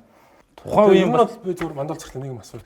Одоо тухайн үед чинь монголчууд ер нь төмөр замж барьж чадахгүй, нүүрсэж олборлож чадахгүй гэдэг. Тэгээ ер нь одоо Эрдэнэс 5-7 компани одоо тэгээ нүүрсээ гаргаж чадж байгаа юу? Одоо жилдээ ингээд 20 гаруй сая тонныг ингээд бизнес тавталгаа гаргаж штэ. Олборлоод хэвээ ажиллаж байна. Хэвээ ажиллаж байна. Тухайн үеийн санал болгосон нөхцөл бас бодлуулалт дээр эрдэнэс тавталгаа ямар ч эрх мэдэл байхгүй. Консорциум өөрөө хийнэ гэсэн. За энэ дээр гэхдээ нэг эвгүй зүйл байгаа даа. За энэ Шинхua буюу гэж China Energy нь өөрөө 49% эндээ эзэмшилтэй. За тэгээд худалдан одоо олборлолтоо өөрөө хийнэ. Бодлуулалтаа өөрөө хийнэ. Худалдан авагч нь магадгүй өөрөө байх том магадaltaй. Тэгэхээр нөгөө олон улсад arm's length буюу одоо энэ өөрөө өөртөө ингэж дийл хийгээд за тэгэхээр гэрээний үнийн дүн ямар байхыг өөрөө шийднэ гэсэн. Тэндээсээ тооцоод манай төрд ногдох татварын хувь хэмжээ бас тооцогдно гэсэн. Тэгэхээр анханасаа үнэ давуу эрхтэй зохиох эрхээ авцсан байсан гэсэн. Тэгэхээр одоо өөртөө гэрээ их үнээл тогтооно гэсэн үг шүү дээ. Тэгэхээр одоо гэрээний дүнгээ багасгаад цаашаагаа харин дамлаад зарахтаа бол өндөр үнээр зарж болно шүү дээ. Тэр нь бидэнд мэддэхгүй хэлийн гадна явж байгаа. Тэгэхэд төрд ногдох татварын хувь хэмжээ чинь түүнийгээ дагаад бага үж болох үз тэм нөхцөлтэй гэсэн үг байхгүй. Тухайн үедээ одоо энэ MMC буюу одоо ER маань 1.3 тэрбум долларын өртөө байсан. Өртөөсөн бонд авцсан тийм. Бонд авцсан. За тэгээд зарим банкнаас бас урт хугацааны зээл авцсан байсан. За тэгснээ өөрсдөө энэ хувь эзэмшил энэ бүх зүйлсийг ингээ контролдо 51% та ороод ирэхээр ямар эрсдэл үүссэн бэ гэхээр энэ Energy Resource-ийн энэ үрийг манай ард түмний одоо байгалийн баялагаар төлөх ийм эрсдэл үүсээд ирсэн. Угаасаа тэр 15-ны гэрээний загварыг харахад хөрөнгө оруулагч талын буюу China Energy энэ тухайн үеийн Шинхua компани оруулалт 4 тэрбум долларт Energy Resource-ийн 1.3-ыг тооцно гэж тусгацсан байсан шүү дээ. Угаасаа 15-ны гэрээний трафтан дээр. Тэр маань ерөөсөө эрдэнэс тавталгалт төлнө гэсэн утгатай байхгүй. Гэтэл ER ч өөрөө хувийн компани. За MMC-гээр дамжуулахаар эн чинь одоо Cayman Island-д бүсдгэлтэй Хонконгд хувьцаагаа гаргацсан офшор компани шүү дээ. За одоогийн байдлаар бол Эрдэнэс 5-7 ус хугацааны үйл төлбөр тэг байгаа. За Чалкогийн 350 сая долларын үрийг 2017 онд бүрэн төлж барагдуулаад түүнээс цаашаа Эрдэнэс 5-7 ашигтай ажиллаад гэсэн. Тийм. Эрдэнэс 5-7-г ер нь хизээж ашигтай ажиллахгүй л гэдэг байсан шүү дээ. Тийм. Одоо тэгэнгүүт за ногдол ашиг харъя л та. За би энэ дээр ингээд ногдол ашиг энэ гэрээгээр явсан бол тэг байхаа гэж би яагаад та шууд тэг гээд. За энийг нь штэ ийм бид оюу толгой гэдэг нэг одоо муу туршлагатай тийм. Энд чинь юу болчихж байна вэ гэхээр менежментийг энэ бүх үйл явцыг нь бүрэн хянаад эхлэхээр нөгөө талдаа хичнээн орлого оллоо ч гэсэн зардлаа бас өсгөх боломжтой байхгүй. Ашиг гаргах сонирхолгүй болчих. Сонирхол байхгүй. Яах юм ингэж ашиг гаргаж нөгөө Монголын талтай хуваалцаж яах юм, татвар өндөр төлж яах юм. Procurement дээр үнэ өсгөөд ямар нэг өөрийн хамааралтай 14 онд оюутлогоо төр хийсэн одоо Алтай уяг даргаыг ерөөсөө тоход оюутлогоо төр хийсэн аудитын тэр баримт бичгийн дунд одоо Францад, Венд, Европт зугаалж байгаа одоо Рио Тинтогийн нэг захирлын хувийн зардлыг оюутлогоо төр бичсэн байсан шүү дээ. Тэр баримтын дотор тийм үнэтэй цүнхний баримт байсан, хувийн онгоцоор зугаалсан баримт байсан. За тэгээд хамаарал бүхий этгээдүүд нь одоо мэдгүй дунд шатны захирлууд нь өөрөө нэг Австралид нэг компани байгуулад худлаа авалт дээр нь юм шахдаг юм билүү мэдгүй шүү. Тэгэхээр та бол ер нь энэ 15 оны гэрээний загвараар явсан бол оюу толгой 2 болох байсан гэж хэлэх гээд байна. Ногдол ашиг тэг болно гэж юм байна. Ер нь оюу толгой шиг л кейс болсон. За одоогийн байдлаар манай Эрдэнэс 5 толгой компани маань 5.6 их найт төгрөгийн ногдол ашиг тай байна. Хуурилчаад байгаа. Тий, хуурилчаад байгаа гэсэн. За энэ маань гэхдээ нөгөө төрийн эзэмшлээ оруулаад шүү дээ тий. Нөгөө төрийн эзэмшлээрээ бид нэр бас юу хийлээ? Нөгөө цахилгааныг ковид үед тэгэлсэн хөрөнгө оруулалтуудаа хийсэн гэх мэт. 5 толгой түлш тий. 5 толгой түлш рүү одоо юу яасан нөгөө сайжруулсан түлшид хөрөнгө оруулсан гэх мэтчлэн. За дараагийн нэг ээлж нь татвар удаамжийг яг ингээд тооцоод үзэхээр ойролцоогоор нэг 5.3 их найт төгрөгийн татвар удаамж төлөхөөр байна. За энэ маань бол нөгөө амнаатаа оруулж байгаа. За тэгээ би энэ дээр бас ямар одоо assumption-ууд авсан бэ гэхээр яг өнөөг хүртэлх бодлуулсан нүүсний хэмжээг нь би яг адилханаар авсан. Тийм. Тэгэд нэг иймэрхүү дүн гарч. Татвар роялтигаа 2% тооцсон байсан гэрэн дээр. Тэгсэн. За тэгэнгүүт одоогийн байдлаар бизнес 5 толгой ойролцоогоор 14 их найт төгрөгийн татвар хураамжийг тушаачаад байна. Өнөөг хүртэл. Энэ одоо 23 оны эцсээр гэсэн үг шүү дээ. За энэ маань 24 оны тоог авах юм бол 18 руу төгсөж очих юм билээ. 24 онд бас нэлээх татвар хураамж төлөхөөс. За дараагийн нэг юм нь тээвэр. За энэ хэд чинь нөгөө гэрээний нөхцөл нь юу штэ. Нөгөө төмөр зам бариад төмөр замаа өөрсдөө эзэмшээд 30 жил эзэмшээд тэгээ шилжүүлэх. Тэгээ шилжүүлэх тийм. Тэр нь юу гэсэн үг болчих чинь вэ гэхээр тээвэр дээрээ бас энэ янз бүрийн одоо ашиг хийж бол. За угаасаа одоо ингээд харахаар хил хүртэлх тэр 240 км дээр нүүрс нүртгэх мараг 40% яваад байгаа тийм. Гэхдээ мэдээж нөгөө төмөр зам барьчихаар өсдөг нь буурна гэж тооцдог шүү дээ. Гэхдээ нөгөө өөртөө гэрээ игээд явчихаар чинь тэрийгэ хид гэхийг бид нэр бас контролд чадахгүй байхгүй. Одоогийн байдлаар манайх холболтоо хийчих юм бол МТЗ-ийн эзэмшлийн энэ төмөр зам өөр. Тэгээд одоо энэ сүүлд засгийн газарт ирүүлсэн саналыг харахад бол China Energy компани Монголын өргөн царгийг хүлээн зөвшөөрөөд хил хүртэлх тээврийг одоо 5 толгой төмөр зам Монголын төмөр замаар хийлгээд одоо тодорхой хэмжээний төлбөрийн төлөөд хийлгэхээр боллоо шүү дээ. Тэгэхээр энэ маань юу гэсэн үг вэ гэхээр одоо үүдээ 30 сая тонны худалдаа авалт хийнэ гэх юм бол энэ маань за $15 зөөлөө $5 ашигтай гэхэд зөвхөн борлуулалтын орлого нь ингээ энэ 20 жилийн гэрээний дүнд $6.5 тэрбум тээврийн орлого орохоор байна. Энэ 20 жилд. Тэгэхээр зөвхөн бид нар тээврээсээ ийм их одоо ашиг олох боломж одоо бодитоор бүрдчихэд байна тийм. Тээврийн одоо эн чинь ингэ МТЗ Эрдэнэс 5 толгой 2 тээврийн гэрээ байгуулна гэсэн үг шүү дээ. За тэгэхээр эн чинь юу болж хувирах вэ гэхээр нөгөө талдаа Монголдо нөгөө тээврийн ашиг маань үлдэнэ гэсэн үг. Нүүс чи өөрөө одоо нөгөө англиар хэлбэл volume business шүү дээ. Одоо нөгөө их хэмжээгээр явагддаг. Хэмжээгээр явдаг тийм. Тэгэхээр тээвэр логистик нь хамгийн чухал нэг хэсэг бүрэлдэхүүн хэсэг нэ. За 100 жилээр 100% өгөх гэжсэн юм эргэж जैन тийм ээ. 100 жилээр биш боллоо. 100 жилээр 100% бүх дэд бүтцээр хамт авах гэжсэн. Төмөр замтай тэр нутагтай наавна гэсэн үг өмнө говч нь байхгүй болно л гэсэн үг баг. Энийг бид нар буруу бодож ирсэн юм байна. Та нарын зөв юм байна. Цаад утгаараа тусгаар тогтносон улсын парламент шийдвэр гаргацсан бол бид нар хүлээн зөвшөөрөё гэсэн үгстэй юм чинь. Одоо ингээд ер нь энэ сэдв мухарлагдсан гэж бодож болох уу? Одоо энэ ингээд танихаар энэ хангалттай юу? Бид нар одоо ингээд за мэдээж энэ бол хангалттай. Гэхдээ нөгөө олон жилээр энэ эрх мэдлийг нүүрсээр авсан хүмүүсийн бүлэглэл чинь дахиад дайрна штэ. Нөгөө хит баяжуулч өнөөдөр энэ хэвлэл мэдээллийг авцсан байна. Улс төрийн намуудыг авцсан байна. Эдийн засгийн гол тулгуур болсон энэ гангийн үйлдвэрлэлийн гол түүхийд бол кокс нүүрс. Энэ дээр л одоо алдсан болоод эхэлсэн байж. За энэ дээр бол маш буруу шийдвэр гаргагдсан бол тэр ухаан удгийг 5-7-оос тасдаж өгсөн. Энэ бол маш буруу шийдвэр байсан. 1930-ад онд улсын төсвийн хөрөнгөөр хайгуул хийж нөөцийн тогтоосон стратегийн ач холбогдолтой ордвол 5 толгой. 2000 онд Energy Resource компани байгуулагдаж 2005 онд 14 компани нийлж Energy Resource консорциум болж өргөжин 5 толгон ашиглалтын лицензийг эзэмшдэг боллоо. 2007 онд ашигт малтмлын хуульд зааснараа стратегийн урдад төрийн оролцоог хангах заалтын хүрээнд 5 толгон урдын 85%-ийг төрөд буцаан авсан боловч 5 толгон урдын баруун зүүн цанх, Бортег, Орцог, Бор толгой, Онч хараат, Ухаа худаг гэсэн толгойнуудаас 2007 оны 1 сард 460 сая тонны нөөцтэй Ухаа худаг MCS компани мэдэлд үлдсэн юм а. Үүнээс эхлээд энэ зуучлагчтай болсон.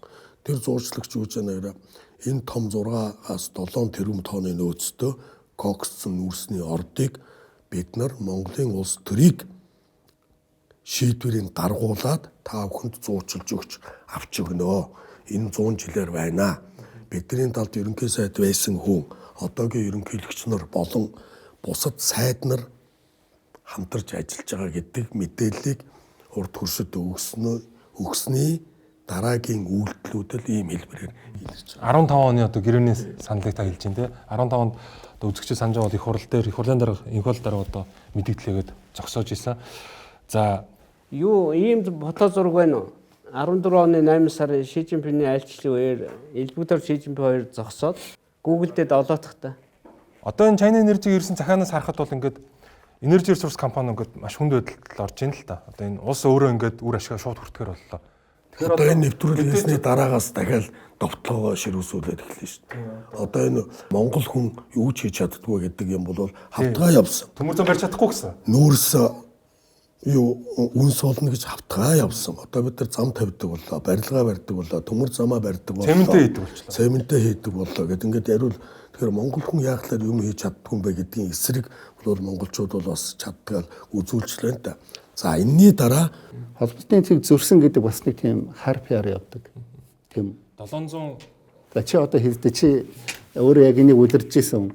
Тий би ч яг ингээд төмөр зам барих одоо даалгавар аваад очиод ажиллаа хийсэн чинь 208 км хүртэл Т100 хийгдсэн. Тэр Т100 болохоор Ecom гэж компани Т100. Energy Resource өөрсдөө л гэсэн. За тэгээд 208 дуусах километр дээр энэ төмөр зам яваад очиод зогсож байгаа. Цаашаа Т100 байхгүй. А 208-ын харалтаа 690 төгрөцөг байна. Хилийн баа. А энэ талд нь авцамаа даваад 703 гээд Шинхоо төмөр замаа яваад ирсэн. А тэгээд энэ төмөр замыг бүтээн байгуулалтын турш миний мэдхээр Монгол улс хятадын талтай холболтын зэг тохирог байсан. Яг үнэ. Energy Resource өөрөө тохирог байсан. Тэгвэл тэдний бас буруу биш. Яг үл энэ хил намсан төмөр замын холбоотын цэгийг тохирдог эрх Energy Resource байхгүй. Зам тээврийн сайдч байхгүй. Өөрөө тэр үе би сайд байсан. Надад ч байхгүй тийм эрх. Хинд байдгүйгээс засгийн газарт байдаг. Холбоотын цэгийг засгийн газар хоорондоо тохирж гэрээ байгуулна. Энэ хэлцээрийг гадаад хэргийн сайд хийдэг. Байхгүйсэн холбоотын цэг. Байхгүй юм чинь цэг зөрнө гэж байхгүй ч дээ. Тохирцсон хойно өөр тийш нь барьсан бол хамаа зөрүүлсэн гэж хэлж болно. Энэ бол харин шал өөр асуудал. Тэгэхээр чи өөрөө харж байгаа биз? Хизээс наа нэг 20 км-ын зогсож байгаа биз? Яг л хиз хаашаач тохирч магадгүйгээд эн чинь эндээ ирээ зогссон байхгүй юу? Харин одоо энийгээ эв зүгөө олоод хоорондоо ярилцаад одоо зөв явж ш засгийн газар хооронд яриад учраа олоод албан ёсоор цэгээ тохирж ш одоо сохирж байгаа. Энийг хамгийн их шүмжилж одоо сөрөг сурчлага хийсэн хүмүүс маань өөрсдөө энэ цэг дээр авчрах тэд зүг хийгээд өөрсдөө энийг бас санхүүжилтаа тэр анхны нөгөө 200 сая долларын санхүүжилтаас эндээс мөнгө авцсан байдаг шүү дээ. Энэ газар шорооны ажлын төлбөр, тээзний төлбөр. Тэр 280 сая доллараар шороо овоолсон гэж ярьдаг тийм үү? Уучсараа 280 сая доллар чинь 70 сая доллар нэмсээс рүү орсон шүү. Тэгсэн харин тийм 70 сая долларын энержи ресурс авсан байгаа байхгүй. Тэгэхээр одоо энэ төмөр замыг гацааж яг тэр санхүүгийн бодит хүртээмжийг хэн хүртсэн бэ гэхээр энержи ресурс болж тараад байгаа. Бид нар бол 225 сая доллар зарцуулж дазан барьсан. Та нар үргэлжлүүлээд дуусгасан тийм ээ? Яг зөв. Тийм. Дуусгахдаа энержи ресурсын тий зөв. Хэрвээ одоо энэ төмөр замын ямар нэгэн зөрүү технологи алдаа байсангүй л буруут нь энержи ресурс. Яг л Эком гэдэг компани тээзүүг энержи ресурс. За яг үнэ. Бид нар энержи ресурсын хийсэн тээзүүгээр барьж дуусгасан. Дасан барьсан. Тий. Яг зөв. Энийг ерөөсөө ёо хэлсэн ямар гоё юм бэ нэ ч хэлж болохгүй. Тэрнийг нууц гэдэг. Энийг чинь яриулдаггүй. Яриулдаггүй ерөөсөө. Тэрийг асууж ойлгочдığım байдгүй. Хоёрт ярьсан ч гэсэн энийг чинь хэвс мэдээсээр гаргадаггүй байсан шин. Худлаа ямиг 1000 давтаад ингээ үний юм шиг болгоцсон. Тэгээ тэрэнд нь итгэдэг нэг хэсэг хүн байна. Тэгээ тэр хүмүүсийн тоо бол жил болгоцсон буурч байгаа. Яг гэвэл энэ нөгөө та тэрэнд итгэлтэй байна уу? Гүг энэ what if-ийг харуулаад бид нар зүгээр энэ PR хийхгүй байгаа. А нөгөө тал бол өдөр болго хийгээд байгаа. Мөнгө байхгүй. Мөнгө байхгүй. Тэгээд за хоёулаа холболтын зүйд туссан бол одоо ер нь цаашаа явах уу гэдэг нэг сэдв яриад тэг өндөрлөх үү? За шороо уусны хувьсаа тодорхойлох уу? За тэгье. 2015 оноос 2024 оны хүртэлх хугацаанд бүлэглэл нүүрс үнс болно. Төмөр зам гацаагч моячууд гэх мэт сөрөг сурталчилгааг тасралтгүй хийж байсан боловч Монголын ард түмний баялагийг хэдхэн гэр бүл эзэмших улсаас сан баян улс төрчид болох хөрсөлдөөнийг зогсоож Монгол ялна баялагтай эзэн Монгол зорилгын хүрээнд баялагын сангийн хууль батлагдсанаар Монголын баялагт эзэн суух гэсэн хэдхэн гэр бүлийн хүсэл шунал бүтэлгүйцсэн бэлээ. Шороо овоосон гэдэг чи очоод төмөр зам барихад шороо байна уу дасан байна уу? Яг тэр тасралтгүй үргэлжлэх инженерийн дэд бүтц байгаа. Тэр ерөөсөө нэгт тэр овоосон шороо мороо биш. Инженерийн байгууламж байгаа. Тэр чинь ингээд өчнөө олон давхаргаа байхгүй нэгттэй. За энэ дээр би хэдхэнс одоо юм хэлчмээр байна. Нэгд шороо овоосоогүй дасан барьсан. Энэ бол инженерийн байгууламж. Тийм ч учраас тэрэн дээр сая төмөр зам баригдсан. Тий. Аа үнээр явахаар хүр тэргээр тулааг үтсэн илүү ингээ 10 жилдээ үнэн гүцэгдлээ. А хоёрт оюурд нь ерөнхий сайд тэргүүтээ ардын намын засгийн газрын холбослын цэгийг тохирч төмөр замыг ашиглалтанд оруулах энэ одоо эрч хүч зориг ирмэлцэл ус төрийн зориг гэдэг. Энэ өөрөө амжилтанд хүрж байгаад би бас их баяртай байна. А хэрвээ ингээгүй зүгээр энийг хайсан бол дахиад энэ хар PR чи явна шүү дээ. Дээрэс нь улс орон хохирно. Тэгээ улс орон хохирно. Хизээ зогсно гэж энэ хар PR хувийнхан авсны дараа зогсох байсан. Энержи ресурс авсны дараа л зогсох байсан тий. Тэр хүртэл явах байсан. Тэр хүртэл чадзаараа гацах байсан. Авах хүртэл. Энержи ресурс авчаар нөгөө баялагын санд ирэх мөнгө нь байхгүй болчихно. За тэгээд монголчууд утаа төгжрэлтэйгээ тий 30 жилийн проблемтай үлдэх байсан. Тэгэхээр энэ удаан гацсаасан буюу энэ хар PR-уудаар зогсоож исэн шалтгаанууд ингэж байгаа өөрсөндөө авах байсан шүү дээ. Та бүр залхсан шинжтэй тэн зэрэг залхсан шүү дээ. Энэ чинь өөрийнхөө идэвхтэй амьдрах улс төрд орсон 20 жилийнхаа 15-ын энэ цариг ярьсаар байгаа ингээд тэгээд дуусч байгаа байна. Танд ямар ч байсан баяр үргээ тэгээд зүв байсан байна. Тэгээд надад төсөлтэй энэ чинь бас маш олон их оронч тийм ээ энэ тусгаар тогтнолоо ойлгодог, судалдаг энэ хүмүүсийн одоо бүлэглэлийн нэгдэн шүү дээ. Яг үнэхээр би бас хувьдаа яг энэ төмөр замын бүтээн байгуулалтад оролцож исэн үнэ хувьд бол яг энэ одоо Монгол улсын хилийн бодит зурвас, эдийн засгийн хилийн бодит зурвасыг буцааж одоо Монгол улсын аль биесны улс төрийн хил дээр аваадсан гэж үздэг. За дээрэс нь бол одоо үнэхээр энэ бол олон хүний одоо нүр их хөдөлмөр доромжлолтой энийг давж одоо энэ өдөр энэ одоо захиаг авахд одоо хүрлээ. Тэгээд бас танд бас аль биесээр би бас баяр хүргэе гэж бодож байна. Тэгээд тухайн бас их хурлын дараа зээнх болд. За одоогийн ерөнхийлөгч бас хөрсөх бол тухайн үед ерөнхий сайд багтаа энэ хилцээр бас маш идэвхтэй үргэлжлүүлсэн. За замыг барихад төмөр замыг барьсан. Сайд нь байсан. Төмөр замыг ярьсан. Шийдвэр гаргасан. Засгийн газар л шийдвэрд гарна шүү дээ. Ярьцлага хийж байгаа хүний хувьд ингээд сүултээ надад ямар сэтгэл төрж ийн гэхээр ингээд яаж ингэж ийм гэрээ 15-нд улс оронд, эх оронд илтэд ашиггүй гэрээ хийх гэж одоо зориулж чаддаг байна гэж. Ингээд энэ чинь уншаад судлаад ойлгоод мэдих тусам ингээд айж эхэлж байгаа. Тэрний дараа ингээд за та өөрөө ерхийлэгч болсон. Тэгээд ер нь би зүгээр танаас гол асуух гэдэг юм. Энэ дундуур ингээд та нилээх ганцаардсан баг. Тэгээд танд яг хань улсын одоо эх оронч одоо улс төрчид хэн бэ? шийдвэр гаргах төвшөнд яг тэр ерөнхий сайд хүрэлцэх байсан. Одоогийн ерөнхийлөгч тийм ээ. Одоо юу гэмтэй энэ төслийг маш богино хугацаанд ойлгож, техник эдийн засгийн үндэслэлтэй судалгааг нь бол тэр Бостон консалтинг Маккензигаар хийлгэсэн дээд зэргийн ийм судалгааг өнөөдөр ажил болгоё. Тухайн үед ерөнхий сайд бол энийг маш тийм зөвөр эергээр харж дэмжсэн. За тухайн үед одоогийн ерөнхий сайд хийж байгаа оюун эрдэнэ хэрэг эрхлэх засгийн газрын хэрэг эрхлэх газрын дарга байсан. Энэ ажил дээр бид нар маш богино хугацаанд шийдвэр гаргасан. Эргээд харахад одоо ерөнхийлөгч байсан хүний хувьд одоо ямар дүгнэлт бууж байна вэ гэхээр бид хэрвээ Монголоо гэсэн сэтгэлтэйгээр нийлээд Монголынхон төлөө шийдвэр гаргаад явах юм бол бид нар юу ч хийж бүтээж болдго юм байна л гэсэн нэг юм жишг энэ 30 жил анхудаа гарсан болов гэж боддог шүү дээ. Түүхэндээ бид нар анхудаага 1000 орчим километр төмөр замын бүтээн байгуулалтыг монголчуудаараа, монгол инженерүүдээр, Монголынхон зэвсэгтүүчнэр хувийн хөвсөлтэйг нийлж чад барьж гүйцэтгэсэн байгаа байхгүй.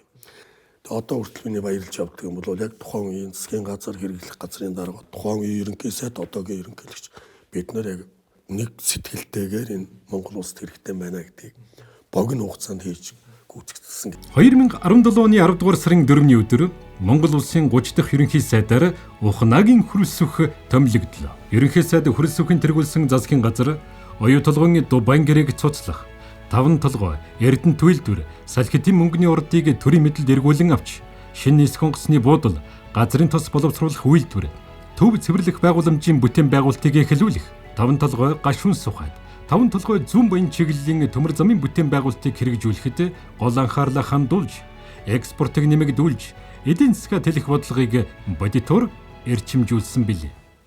Гашуун сухатын төмөр зам баригдаад хэдэн жил болов? Дуусаад одоо 3 жил. Одоо нөгөө моё бодлого шүү дээ. Моё бодлогын үүднээс бөмбөг бол хятадын хаалганд орчод байгаа юм. Яагаад орчод байгаа юм гэхээр бид энэ хамгийн хол замаа өөрсдөө төмөр замаа тавьчихсан. Энэ төмөр зам ашиг Монголд үлдэхээр болцсон. Одоогийн ерөнхийлөгч маань одоо таныг ерөнхийлж байгаа үед ерөнхий сайд байсан. Энэ төмөр замын бодлогыг маш дэмжиж, тууштай дэмжиж үндсэндээ та хоёр маань нийлээд 1000 км төмөр зам барьсан шүү дээ. 2 жилийн дотор тий. Тэгэхээр одоо ингээд цаашаа дахиад нэг 400 барихад одоо ямар асуудал байх вэ? Ямар ч асуудал байхгүй. Энэ бол бүрэн боломжтой. Талах малах зараад байна гэдээ одоо гүтгэд байна шүү дээ. Одоо тэгэл талхаа дахиад зардаг байна. Энэ 10 жилийн хугацаанд таны ч одоо гацаагч гэж одоо нэлээ дайрлаа. За бид нэр манай компани ч миний ажиллаж удирж исэн компани ч төмөр зам барьсан. Тэгээд зээлээр одоо хоосон гэрээ барьцаалал зээл оруулж ирээд барьсан төмөр зам. Тэгээд тэрийг одоо бид нэрийг нүүрснээ болгаач гэж одоо сүүлийн 3 жил дайрлаа. Тэгээд энэ бүхний очиг одоо би айгу баяртай он өнөөдөр тайлагдаж байна л да. За тэгээд 19 мөнгөний шийддэггүй байхгүй юу? Мөнгөний шийддэггүй. Энийг гацсан гэж яриад байгаа. Мөнгийг хятад талаас шийдэн. Тэгэх юм бол хятадын бодлого орж ирнэ. Хятадын мэдэлд орж. Мэдэлд орно. Тэр чинь 3 юм байгаа дээ шүү дээ.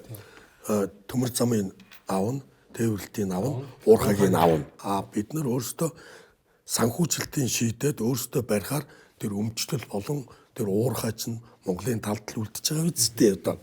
19 онд энэ бүтээн байгуулалт эхэлснээр төмөр замын зүүн баян чиглэлийн бүтээн байгуулалт, гашуун сухай чиглэлийн бүтээн байгуулалт эхэлснээр бид нар энэ өнөөдрийн хилцээрт хүрсэн гэд одоо хүрсэндээ холбоотой юу энэ амжилттай. Тэгэлгүй яг одоо ингэ бодит юм хийгдээд ингээд нүдэн дээр энэ сүултээ хэлж за энэ танаа тусгаар улсын дотоод асуудлыг бид нар хүндэтгэлээ гэдэг өгүүлбэр чинь маш тодорхой байгаа үстэй. China Energy компанитай шинээр байгуулж байгаа гэрээний одоо хүрээнд Монгол улс уурхаага 100% эзэмшээд, дэд бүтцээ эзэмшээд 20 жил доктортой одоо жил болгон 30 сая тонн үрс зарах нэ. Энэ маань юу гэсэн үг гэхээр манай эдийн засаг бараг 2 дахин тэлэх нь байна. Тэгэхээр энэ орлогыг одоо нөгөө оюурд ерхий сайд яриадсан баялагын сан гэдэгтэй л одоо уйх хэрэгтэй шүү дээ тий. Та энэ дээр юу бодож байна? Тийм учраас энэ төрлийн нэгдсэн бодлого гэдэг энэ логистикийн асуудлыг одоо дуустал нь хийх юм бол оюун эрдэнэ яриад байгаа баялагын сан чинь бүрдэж энэ 3 сая иргэндээ хүртэх юм аа гэдгийг бодит биелэл олох байхгүй юу? Тэгэхээр одоо та яг хэрэглэхийн сайдын хувьд дээрэс нь баялагын санг хариуцж байгаа сайдын хувьд энэ уулуурхай энэ орлогын өсөлт иргэдийн амьдралд яаж очих вэ? 2019 оны үндсэн хуулийн өөрчлөлт газрын хэвлэлийн баялагын дийлэнхийг ард түмэн эзэмшнэ гэдэг ийм суур зарчмыг үндсэн хуулиар бий болгосон. Энэ одоо үндсэн хуулийн зарчим бол 2024 онд одоо өнгөрсөн парламентын үеэр үндсэн баялагын сангийн хууль батлагдсанаар амилсан гэсэн үг. Тэгэхээр тэр цаг хугацаанаас хойш буюу 4-р сараас за 12 сар хүртэл хугацаанд зөвхөн одоо уул уурхайн 5 компани л 480 тэрбум төгрөгийг баялагын санд хуримтлуулсан. Ингээд үүнийг иргэн болгон дээр хуваарлаад үзэхээр хуримтлалын санд бол 138 мянган төгрөг одоо saving буюу хадгаламж хэлбэрээр харагдаж байгаа гэсэн. Тэгэхээр энэ 480 тэрбум төгрөгийг энэ 5 компани бүрдүүлсэн. Тэгэхээр энэ компаниудыг бид нэмэгдүүлж хэрхэн баялагын сангийн орлогыг нэмэгдүүлэх үү, илүү төвлөрүүлэх үү гэдэг зорилтыг л хангуулахын тулд ажиллаж байгаа. Энэ 138 мянган төгрөгийг баялагын сангийн хуулиар иргэн эрүүл мэндэд боловсролтой орон сууцндаа зарцуулна. Тэгэхээр бид одоо цаашдаа төрийн эзэмшлийн нэг 122 компани байна. Одоо төрийн өмчийн компани бүтээмж засаглал ил тод байдлыг сайжруулах тухай хуулийг өргөн мэдүүлснээрээ их хурлаар баталснараа бид төрийн өмчт компаниудын тодорхой ашгийг баялагын санд хуримтлуулна. За ингээд баялагын санд хуримтлуулснаар бол энэ 138 мянган төгрөг жилийн дараа хэдэн төгрөг болж хувирах вэ? Яаж нэмэгдэх вэ? Тэгээд үүнийгээ иргэн та хүсэлтэд гаргаад за би одоо энэ хуримтлалаа эрүүл мэндэд зарцуулъя, боловсролтой зарцуулъя, орон сууцны ипотек зарцуулъя гэдэг боломжоор хангах хэрэгтэй. Ингээд Монгол Улсын засгийн газраас бид одоо энэ үндэсний баялагын сангийн орлогыг нэмэгдүүлэхийн тулд стратегийн орд эзэмшиж байгаа компаниудтай хэлцээрт орно. Ингээ хэлцээрт орсноороо бид сая одоо их хурлаар баталсан цөмийн энергийн хууль, ашигт малтамлын хууль, за үндэсний баялагын сангийн хуулийн нэмэлт өөрчлөлтийн дагуу буюу төр эзэмшлийнхаа 34% одоо өсөн нэмэгдэх амнаатаар юм уу, тусгай амнаатаар юм уу, бүтээгдэхүүн хуваахаар орлуулад эцсийн үр дүнд ардам хожиж байгаа хэрэгтэй. Нэгсэндээ 50 дээр нэмэх нэгийг л үр өгөөжийг л иргэд хүртэж байгаа хэрэгтэй гэдэг зарчмын дагуу стратегийн орд эзэмшиж байгаа компаниудаа хэлцээрт орсноор иргэн та ийм Монгол дээрээ үзэхэд энэ төрийн өмчийн компани, энэ уул уурхайн компани, энэ одоо хувийн хвшлийн одоо засгийн газар дэс хэлцээрийн үр дүнд энэ компаниас надад тэдэн төгрөг орж иржээ гэдгийг иргэн та шууд ийм Монголын аппликейшн дээр хардаг болох. Үүний төлөө л одоо бид нар зорж байгаа. Ингээд зөвхөн төсвөөс биш төрийн өмчт компаниуд, уул уурхайн компаниудын одоо үр ашиг, үр өгөөж нь ард түмэнд шууд хүрдэг болж чадах юм бол цаашдаа бол ард түмэн байгалийн баялагтай эзэн болох нөхцөл хангагдана. Жишээ нь Сингапур ч тэгдэг ч тийм яг л Temasek гэдэг байгаа фонд чинь ерөөсөө л тийм. Тэгээд цаашдаа хуримтлал өсөөд эхлэх юм бол энийг хөрөнгө оруулалт менежментийн компани удирч болно. Одоо жишээ нь Эрдэнэс тавталгаа ингээ шинэ жишээ тогтоочж байгаа. Тэрбум долларын ашиг гаргалаа гэж одоо тэрийг хуримтлалын санд өглөө. Хуримтлалын сан ажиллаад эхэлнэ. Өөр бусад одоо ингээд усын төсвөр хайгуул хийсэн ордуудыг хувьдаа авцсан гэр бүлүүд дээр асуудал үүснэ. За нөгөө баялагын сангийн хуулиар стратегийн ордын 34% нь улс авах хэрэгтэй гэдэг хэлцээр хийгдэх хэрэгтэй тийм. Тэгэхээр энэ бүх юм чи одоо тодорхой тооны гэр бүлүүд ирэх ашигыг зөрчөөд миний хувийн бодол энэ ингээд замдаа дийлэхгүй зогсох юм шүү гэдэг байхгүй. Хөргөтөнгүүт гайгүй ухаан заах байлгүй дээ. Ард түмнээ бодох байлгүй дээ. Тэгээ улсын их хурл мэдээж одоо ганц хоёр хөрөнгөтэй хүний нөлөөнд орж шийдвэр гаргадаг тийм цаг үе бол өнгөрцөн шүү дээ.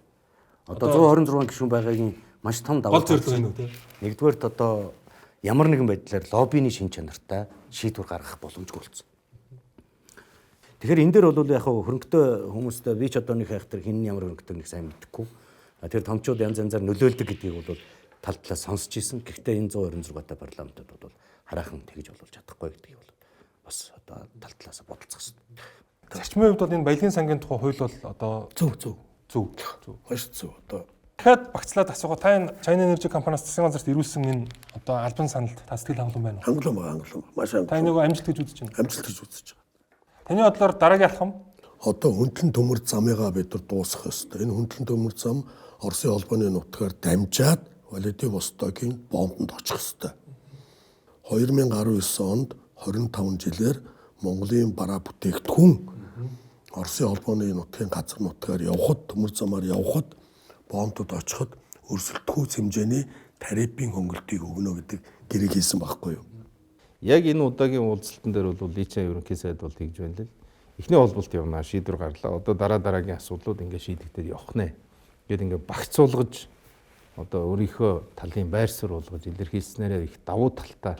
Одоо бид нар итгэлтэйгээр хил холболтуудыг хийгээд эхлэхээр аандаа хөрөнгө оруулалт нэмэгдэнэ. Яг гэвэл энэ холболт чинь өөрөө одоо хятад гэдэг зах зээл. Мөн дэлхийн зах зээлд одоо таны хэлж байгаа тэр Владивостокийн Стокоор дамжаад хин одоо манай бүтээгдэхүүнийг авах вэ гэдэг яриа гарахаар энэ дээр бол Япон, Солонгос дээр нь энэтхэг бол бодиттой сонирхол илэрхийлж байгаа. Одоо бид нар одоо Исламабадад байхад энтхийн гадаад хэргийн сайттай уулзсан шүү дээ. Энэ этхэг бол бид нэг 10 сая тонн кокс аммаар байна. 10 сая тонн. Одоо ер нь бол яг хоёрын нэвтрүүлгийн зорилго чинь үзэгчдэд л ойлгуулах гэдэг шүү. Тэгээ одоо хэцүү шүү. Энэ одоо энэ зүүн чиглэлийн төмөр замыг харах юм бол зүүн чиглэлийн төмөр зам одоо зүүн баян хүрсэн ба. Энэ зам одоо наадлаас нь зүүн баянгийн наадлаас ханги мандлаар тээвэр хийж байгаа. Ийшээ нүүрс очиж байгаа бүх төрлийн бараа бүтээгдэхүүн очиж. Энэ бомб энэ бас өөрөө цаана өөр аймаг гэдэг. Ганц модч одоо гэдэг бугт гэдэг юм уу те. За ийшээ бид нар цагаан дийлийг бас барих хэрэгтэй гэдэг.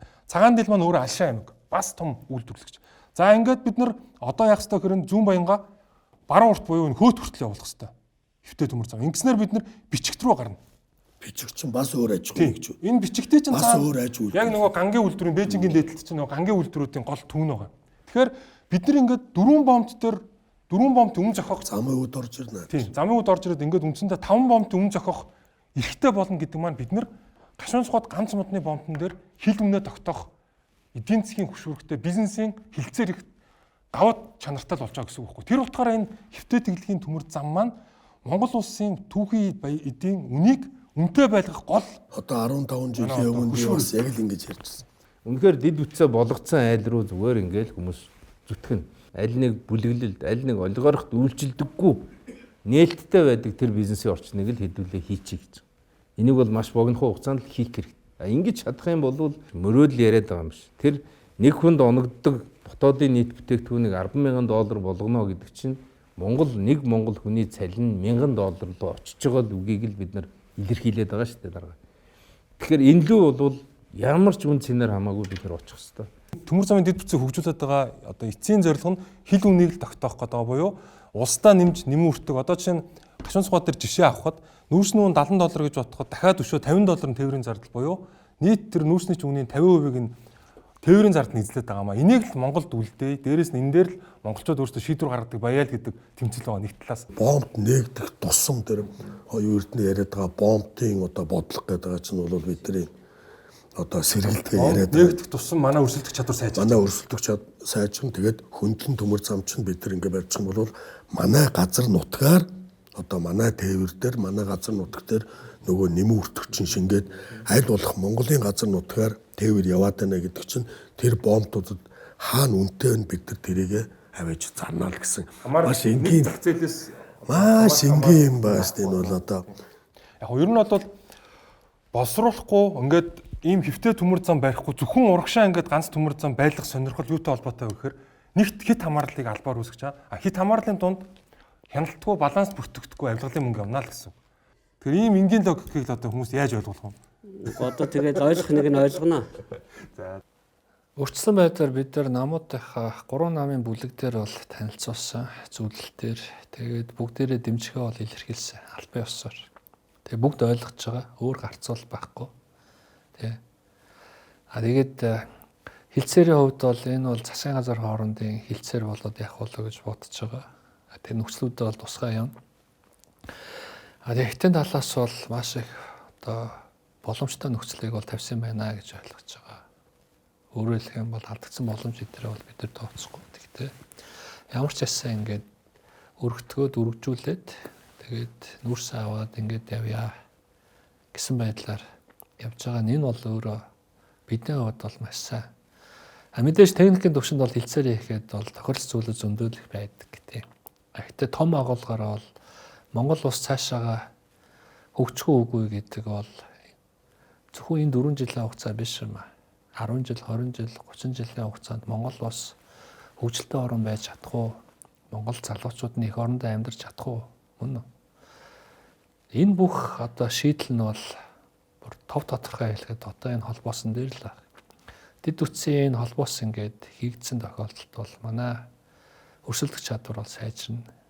Үр дүнд нь бол хөрөнгө оруулалт Монголд нэлээд их хийгдэнэ. Барууны хөрөнгө оруулалтууд маш их хийгдэж 2012 оны нөхцөл байдал чинь бол буцаад ирсэн байгаа. Энэ бол үүснэ. Энэ төмөр зам холболт хийгднэ гэдэг чинь маш энгийнээр ойлгох юм бол монголчуудын амьдралд илүү орлого орж ирэх боломж бүрднэ л гэдэг талаасаа бид харах хэрэгтэй байна. Гэтэл харамсалтай нь тэрийг одоо янз янзын улс төрийн сэдэв болгоод одоо нөгөө бидний ярьдгаар попперсон улс төрүүд явснаас болоод өнөөдөр энэ төсөл бол тодорхой хэмжээнд гацсан л гэж бид ойлгодог. Миний дахин хэлээд байгаа зүйл бол дутуу мэдээлэлтэйгээсээ болоод улс төр хийх хүслээсээ болоод улс орны эдийн засгийн нөхцөл байдалд хор хохирол учруулах хөгжлийг хоошин татсан аливаа үг үйлдэл баг байгаас л гэдэг талаас нь бол асуудалд хандна. Бидний хамгийн гол өнгөрсөн 20 гаруй жилийн хугацаанд томоохон төсөл хөтөлбөрүүд явуулж чадаагүй гол шалтгаан нь Монгол төрийн ой санамж үндсэндээ 1.6 жилээр хэмжигдчихсэнтэй би холбоотой болов гэж боддог. 1.6 жил гэдэг үл тэзүүгч дуусгах боломжгүй хугацаа байсан. Тий. Тэгээд ингээд дамнаа зарим нэг тэзүүн дуусчид л популизм улс төржилт энэ ингээд дуусгацдаг гэсэн. Тэгэхээр бид нар цаашид ингээд төр бодлоготой байхын тулд саяны Монгол Улсын үндсэн хуульд оруулсан нэмэлт өөрчлөлтийн хүрээнд хамтарсан засгийн газар явж иж байж иж энэ урд өмнөх гацсан төслүүд явна гэдэг энэ шийдэл нь хожмын хожтой би зөвтгөл болох байхаа гэж бодож байгаа. Улс төрийн хүчин Монгол Ардын намын хувьд бусад улс төрийн намуудыг төрийн бодлогод оролцуулах боломжийг нээж байгаа нь олон намын тогтолцоо бүхий арчсан парламентын засаглалын хөгжилд оруулж буй эрхэм үүрэг хэмээн бид үзэж байна. Бид ганцаар хурдан явахаас илүүтэйгээр олуула хол явахыг дотоод өрсөлдөөнөөс илүү дэлхийн улс орнуудтай Монгол улс хөгжлөөр өрсөлдөхийг илүүд үзнэ.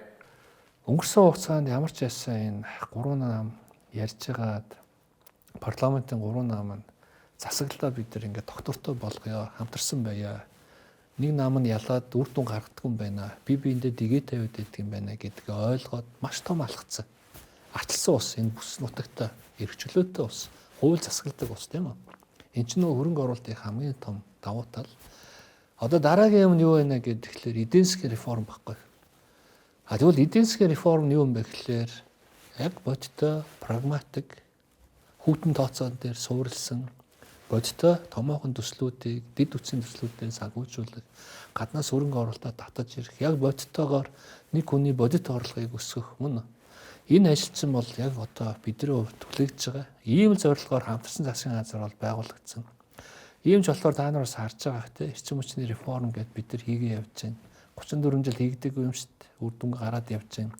Маш олон хөрөнгө оруулалтууд орж ирж байна. Бид нар 3-4 жилийн дотор одоо эрчим хүчээ бол 100% одоо усаасаа хангадаг болно гэдэг дээр бол маш ихтгэл өмшөлтэй байгаа. Яг ийм ихтгэл өмшлийн хажуугаар тухайлбал энэ төмөр замынхаа холбоосыг хийгээд одоо China Energy-тэй гэрээгээ байгуулад бусад одоо тоглогч нартайгаа одоо шудрах өрсөлдөөнт ийм байдлаар тогтолцоонуудаа хийж чадах юм бол Монгол улсын эдийн засаг маш богино хугацаанд бол CPG-эл босч тий. Маш олон залуучууд буцаж их орондоо ирнэ. Тэгээ энэ бол тов тодорхой.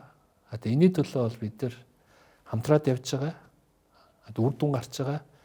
Тэгээ үр дүн цаашдаач гарна. Тэгээ энэ удаагийн бид нар Шанхайд яагаад олуулаа очсон бэ? Бид яагаад ерөнхий сайд тэргүүн шадар сайдтайгаа Исламабадад очивоо гэдэг шалтгаан бол бид нар бол дэлхий рүү ганцхан сигнал л өгж байгаа.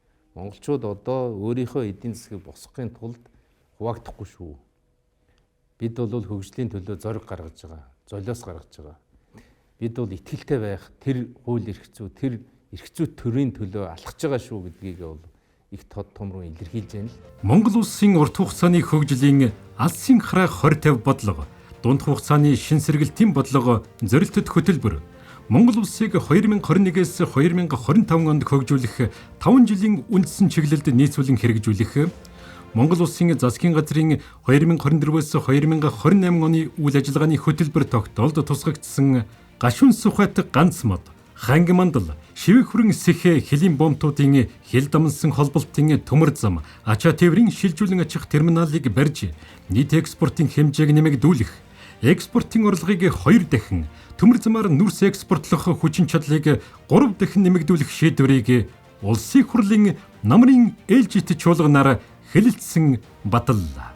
5 толгойн ордоос Монголын ард түмний хүртэх үр өгөөжийг эрс нэмэгдүүлэх энэхүү бүтээн байгуулалтын төслийг улсын хурлаар хэлэлцүүлэхдээ улсын хурлын гишүүд Монгол улсын их хурлын гишүүн ард түмнийхэн элчийн хувьд нийт иргэн улсын эрх ашгийг эрхэмлэн төрт ёс түүх соёлынхон уламжлалыг хүндэтгэж Монгол улсын хуулийг дээдлэн сахиж авилга ашиг сонирхлоос ангид байж гишүүний үргээ чин шударгаар биелүүлэх тангарагтан үнэнч байж байгалийн баялагта иргэн бүр эзэн болох баялагта эзэн Монголын төлөө шийдвэр гаргаж батламжилсан улсын хурлын эрхэм гишүүдийн талархал илэрхийлье. Монгол орн Үрд Манданбаатар